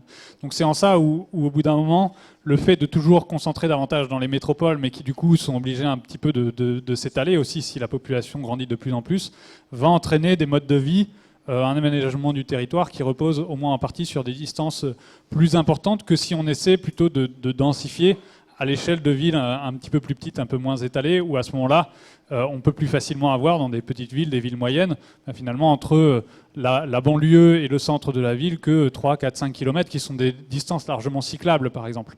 Mais dès qu'on passe à des échelles beaucoup plus importantes, à la fois il y a des possibilités de plus facilement massifier avec des transports en commun, mais le risque c'est de tellement étaler qu'il y a aussi des distances importantes avec d'autres modes de transport moins vertueux, et notamment avec la voiture.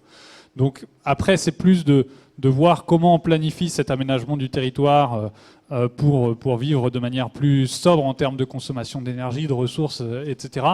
Comme je l'évoquais tout à l'heure, de toute façon, ce n'est pas des choses qui changent du jour au lendemain, mais en tout cas, il y a au moins les tendances qui vont dans le mauvais sens à stopper, et puis autant que possible, essayer de penser l'aménagement du territoire pour avoir de nouveau plus de proximité dans les distances de déplacement, parce qu'on sait que, comme je le montrais sur les courbes tout à l'heure, que c'est beaucoup les kilomètres parcourus qui ont porté à la hausse les émissions. Donc à l'avenir, il faudrait plutôt essayer d'aller dans le sens inverse, avec tout un tas de co-bénéfices qu'il peut y avoir là-dessus, des dépenses de transport moins élevées, potentiellement des temps de transport un peu plus faibles, ou sinon de les réinvestir sur des modes plus vertueux comme la marche et le vélo, moins de stress dans des embouteillages, etc. On a tout un tas d'autres co-bénéfices à trouver, à avoir des distances, par exemple, domicile-travail plus faibles que ce qu'on a aujourd'hui. Après, c'est toute la question de l'organisation qu'il y a derrière qui est en tout cas à prendre davantage en main par rapport à ce qui est fait aujourd'hui.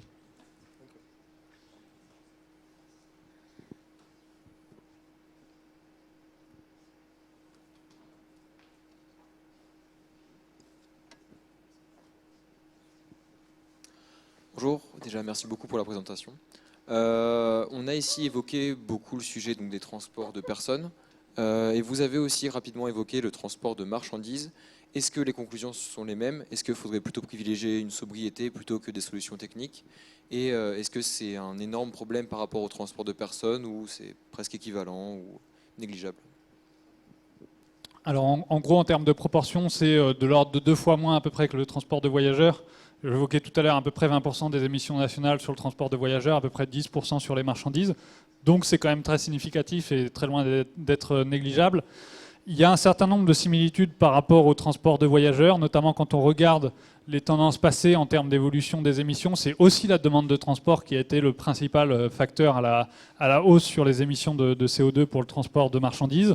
Et le deuxième facteur qui a joué de manière très négative, c'est le report modal. En gros, le report modal s'est fait essentiellement vers le transport routier. En 1960, en gros, on était à 34% du trafic total de marchandises en France qui était du transport routier. Aujourd'hui, c'est quasiment 90%. Donc il y a eu un report extrêmement fort depuis le ferroviaire qui représentait 56% à l'époque, qui aujourd'hui représente à peu près 10%. Et puis le fluvial qui à l'époque représentait 10%, aujourd'hui représente plutôt 2%. Donc en tout cas, on a eu ce report vers le routier qui a été défavorable d'un point de vue émissions de CO2. Et dans le même temps, les 3 autres leviers que j'évoquais sur la fin de mes 5 leviers, de celui de remplissage des véhicules, en gros, on a été vers des poids lourds de plus en plus gros, de plus en plus capacitaires, donc qui transportent plus de tonnes par véhicule. Donc ça a été plutôt dans le bon sens en termes d'efficacité au global. Alors les véhicules étant un peu plus gros, ils ont moins baissé leur consommation par kilomètre parcouru, mais pour transporter plus de tonnes. Donc au global, ça s'est amélioré dans ce sens-là. Voilà, en gros, les grandes tendances sont assez proches par rapport aux voyageurs. Et quand on se projette à l'horizon 2050, on a des ordres de grandeur qui sont assez similaires dans les grands ensembles, disons, de potentiel de ces différents leviers. Après, les potentiels, par exemple, de sobriété vont être assez différents, par exemple, sur la modération de la demande de transport. Donc on peut encore une fois questionner l'aménagement du territoire, notamment, parce que ça va beaucoup jouer. Mais en gros, la manière de décomposer qu'on peut faire sur le transport de marchandises, c'est que l'unité qui est utilisée pour mesurer à quel point les trafics sont importants, c'est ce qu'on appelle les tonnes kilomètres. Donc une tonne kilomètre, c'est une tonne qui voyage sur 1 kilomètre.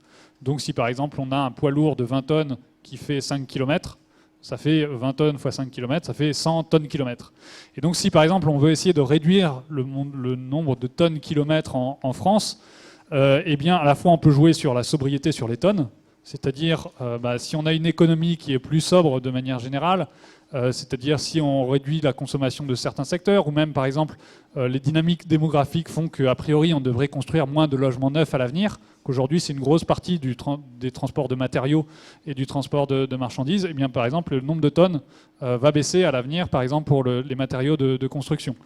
Et puis l'autre volet, c'est par exemple c'est plutôt d'agir sur les kilomètres, donc c'est là où ça questionne aussi l'aménagement du territoire. Donc pareil, retrouver un peu plus de proximité, une économie un peu plus locale. Un exemple typique qu'on peut donner là-dessus, c'est sur les circuits courts de proximité alimentaire, qui là permettent de se réapprovisionner de manière un peu plus locale, d'avoir moins de fruits et légumes, par exemple, qui viennent de l'autre bout de la France ou voire même de l'autre bout du monde. Ça permet aussi de réduire les distances. Et puis enfin, un dernier élément qu'on peut un peu citer, et encore en lien avec ces circuits courts. En fait, circuit court, c'est plus le nombre d'intermédiaires qu'il y a avant le consommateur final, et ça, c'est aussi quelque chose qui peut évoluer. C'est-à-dire qu'au lieu d'avoir des produits très transformés qui vont passer du champ jusqu'à une première industrie agroalimentaire, puis une autre, puis ensuite livrés dans un supermarché, puis ensuite jusqu'au consommateur final, et bien si jamais il y a du circuit court un peu plus directement du producteur jusqu'au consommateur, on a moins de trajets différents jusqu'au consommateur final. Donc ça, c'est une possibilité aussi de réduire les transports de marchandises. Et après, dans le même temps, il peut y avoir d'autres effets qui jouent un peu dans l'autre sens, notamment dans ce que prévoit la stratégie nationale bas carbone. Ils évoquent beaucoup le fait qu'avec les objectifs de réindustrialisation qu'il peut y avoir, à la fois ça va limiter les transports internationaux, mais potentiellement ça va faire un peu plus de flux de transport de marchandises sur le territoire français. Donc voilà, ça c'est un des éléments qui peut être pris en compte, mais sur les transports internationaux, on peut aussi jouer justement sur cette réindustrialisation ou sur, encore une fois, la sobriété pour avoir moins de produits qui viennent de l'autre bout du monde. Et puis un autre élément qu'on peut avoir en tête, c'est qu'aujourd'hui, 30% du trafic maritime international est lié aux produits pétroliers et gaziers. Donc ça veut dire que si on réussit nos objectifs de neutralité carbone, de sortir du pétrole, de sortir du gaz notamment, eh bien il y a une grosse partie quand même du trafic maritime mondial qui devrait réduire parce que voilà, ces flux-là vont baisser. Il peut y avoir un petit peu d'autres types de flux, d'autres énergies qui pourraient en partie compenser, mais pas de manière non plus complètement similaire. Et puis après, dans les autres leviers, si je vais complètement à l'autre bout du spectre, sur les leviers plus technologiques, sur les transports en poids lourd, l'électrification est plus compliquée. Pendant longtemps, elle n'était pas ou très peu envisagée sur les poids lourds, mais ça l'est de plus en plus, comme j'ai évoqué très rapidement tout à l'heure. En gros, de plus en plus, on envisage que même sur ces poids lourds, sur la longue distance, alors sur les courtes distances, c'est le plus facile parce qu'on n'a pas besoin de batteries vraiment trop énormes et qui vont peser un poids en plus dans le poids lourd. Donc, en plus de transporter les marchandises, on va transporter aussi du poids de batterie quelque part. Donc, sur les plus longues distances, la livraison du dernier kilomètre, etc., les véhicules utilitaires légers, les sortes de camionnettes de livraison, ça, dans tous les cas, ça va passer à l'électrique de manière beaucoup plus facile. Mais sur la longue distance, de plus en plus, c'est envisagé aussi que potentiellement, ce seraient des poids lourds électriques avec deux types de technologies un peu différentes, soit encore des poids lourds à batterie, soit des autoroutes électriques aussi, qui sont un peu une des options sur la table. Après, pour l'instant, il n'y a aucune solution technique qui s'impose vraiment, mais c'est un peu dans les choses qui sont envisagées actuellement et sur lesquelles, en réalité, il faudrait se décider très vite si jamais, au niveau européen, on voulait avoir un réseau d'autoroutes électriques. En gros, le principe des autoroutes électriques, c'est de pouvoir que les poids lourds puissent se recharger tout en roulant, quoi. Et là, il y a trois types de technologies différentes là-dessus. C'est soit un peu des caténaires, comme on a dans le transport ferroviaire, soit un rail au sol sur lesquels les véhicules pourraient se recharger, ou bien encore de l'induction, donc où ça demande aussi de changer un minimum l'infrastructure pour que le véhicule puisse se recharger tout en roulant. Donc à chaque fois, il y a des avantages et des inconvénients pour chacune des technologies, mais de plus en plus, c'est envisagé. Même si voilà, c'est pas sûr que ça réussira à se développer de manière quoi, on est plutôt en phase de test aujourd'hui et c'est pas sûr que ça se développe à grande échelle ensuite.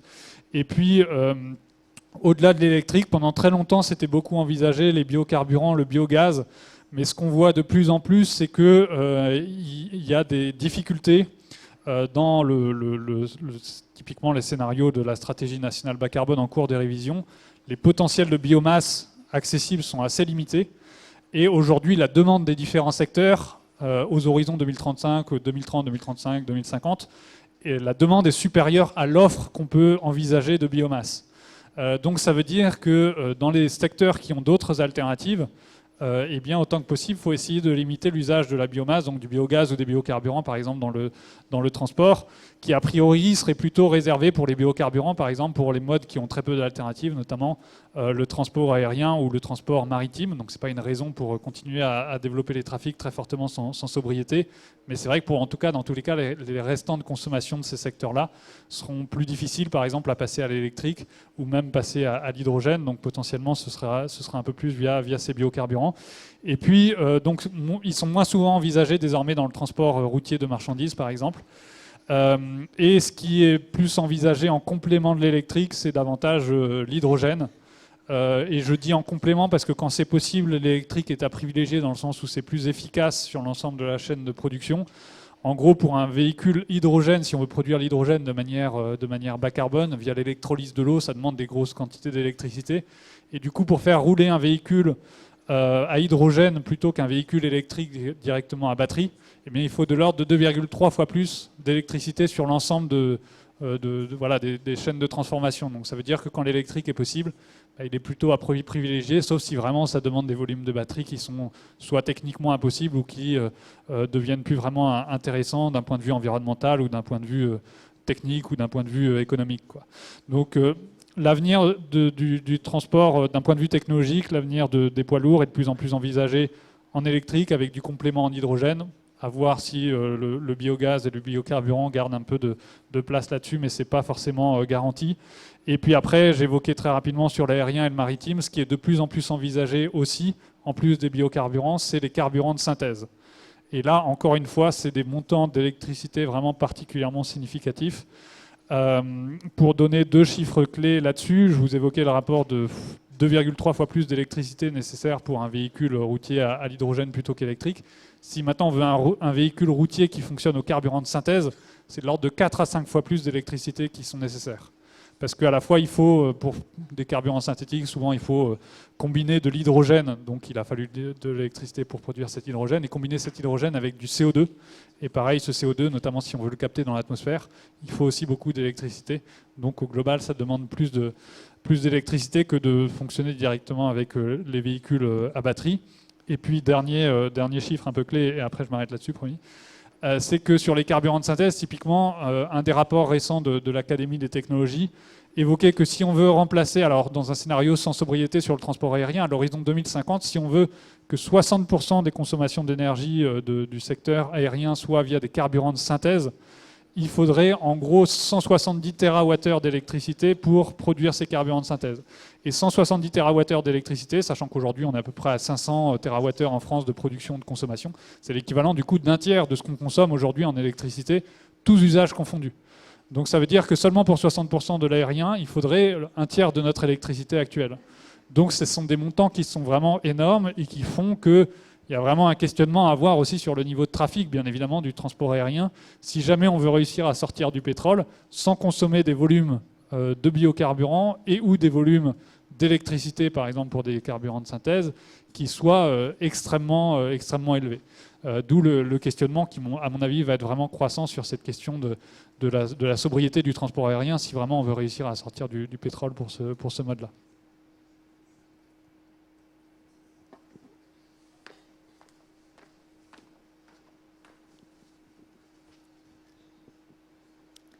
Bonjour, j'avais une question d'ordre plutôt pratique, parce que vous avez parlé de beaucoup de scénarios, un peu d'anticipation de ce qui pourrait se passer, mais est-ce qu'il y a finalement, pour y arriver, des mesures qui sont mises en place? Comment on fait pour convaincre les gens de faire du covoiturage à la place d'aller tranquillement au moment où on veut, dans sa petite voiture, et de ne pas attendre les gens? Comment on fait pour imposer des voies cyclables alors qu'il y a plein de routes? Voilà, toutes ces mesures. En plus, vous avez dit que finalement les politiques publiques avaient eu très peu d'impact. Alors je ne sais pas s'il n'y en avait pas ou finalement si elles n'avaient pas d'impact, mais voilà, toutes ces questions un peu. Oui, très bonne question. En effet, je n'ai pas été après vraiment dans le détail des politiques publiques. Je suis resté un peu à l'échelle des leviers. Et après, en effet, pour solliciter certains de ces leviers, il faut tout un tas de politiques publiques derrière. Alors mon commentaire, en tout cas, sur le passé, c'est que pour l'instant, dans la manière dont les leviers ont évolué, on n'observe pas forcément d'endroits où on peut se dire, bon là il y a eu des politiques publiques par exemple de report modal, des politiques publiques sur les biocarburants, on voit que ça a eu un impact, mais en fait quand on regarde on analyse de cycle de vie, il n'y en a plus beaucoup. Sur l'efficacité énergétique, il y a eu des politiques publiques, notamment de bonus-malus à l'achat, etc. Donc après mon analyse elle va jusqu'à 2017, mais depuis ça n'a pas forcément énormément changé, mais il n'y a pas eu forcément de rupture par rapport aux tendances un peu plus historiques. Donc ça ne veut pas dire que ces politiques publiques n'ont pas eu d'impact de manière générale, mais c'est que l'impact est assez limité et que, en tout cas, ça aurait pu être pire si elles n'avaient pas été mises en place. Mais en tout cas, pour l'instant, les principales tendances qu'on peut voir, et notamment les tendances à la rupture aussi du début des années 2000, soit sont des facteurs externes aux politiques publiques, donc par exemple finalement une crise économique sur le transport de marchandises, on le voit encore plus que sur le transport de voyageurs, ou bien une hausse des prix des carburants, ou bien un épisode du Covid. En fait, des choses qui ne sont pas liées à des politiques publiques environnementales. Et des fois, quand il y a des politiques publiques environnementales, on ne voit pas forcément la rupture qu'il y a eu vraiment sur ces leviers. Donc ça ne veut pas dire que ces politiques publiques ne sont pas utiles, mais plutôt qu'il faut aller beaucoup plus loin à l'avenir si on veut faire justement les ruptures qui sont nécessaires par rapport aux tendances de ces dernières années. Et après, les politiques publiques à mettre en œuvre, elles sont très diverses. Si je prends juste un exemple, par exemple avec le vélo, en fait, c'est pas... disons que c'est aujourd'hui, on peut faire une comparaison avec la voiture qui n'est pas juste un véhicule, c'est vraiment un système automobile qui s'est mis en place et qui est très efficace aujourd'hui et qui est extrêmement utilisé parce que quelque part il est très efficace et il est très pratique pour énormément de personnes. Pour plein de raisons différentes, à la fois parce qu'il y a des infrastructures très développées, il y a tout un tas d'acteurs pour la vente des véhicules, pour leur assurance, pour leur réparation. En fait, il y a un écosystème automobile extrêmement efficace, des infrastructures qui vont de la petite ruelle jusqu'à l'autoroute qui permet de traverser la France très rapidement. Bref, c'est vraiment un ensemble global. On peut citer bien évidemment tous les imaginaires de mobilité associés à la voiture, les industries qui se sont développées, et du coup les soutiens publics qui existent aussi encore aujourd'hui pour le secteur automobile, les imaginaires de mobilité transmis aussi par la publicité, sans forcément que ce soit spécialement régulé pour aussi encourager d'autres types de mobilité.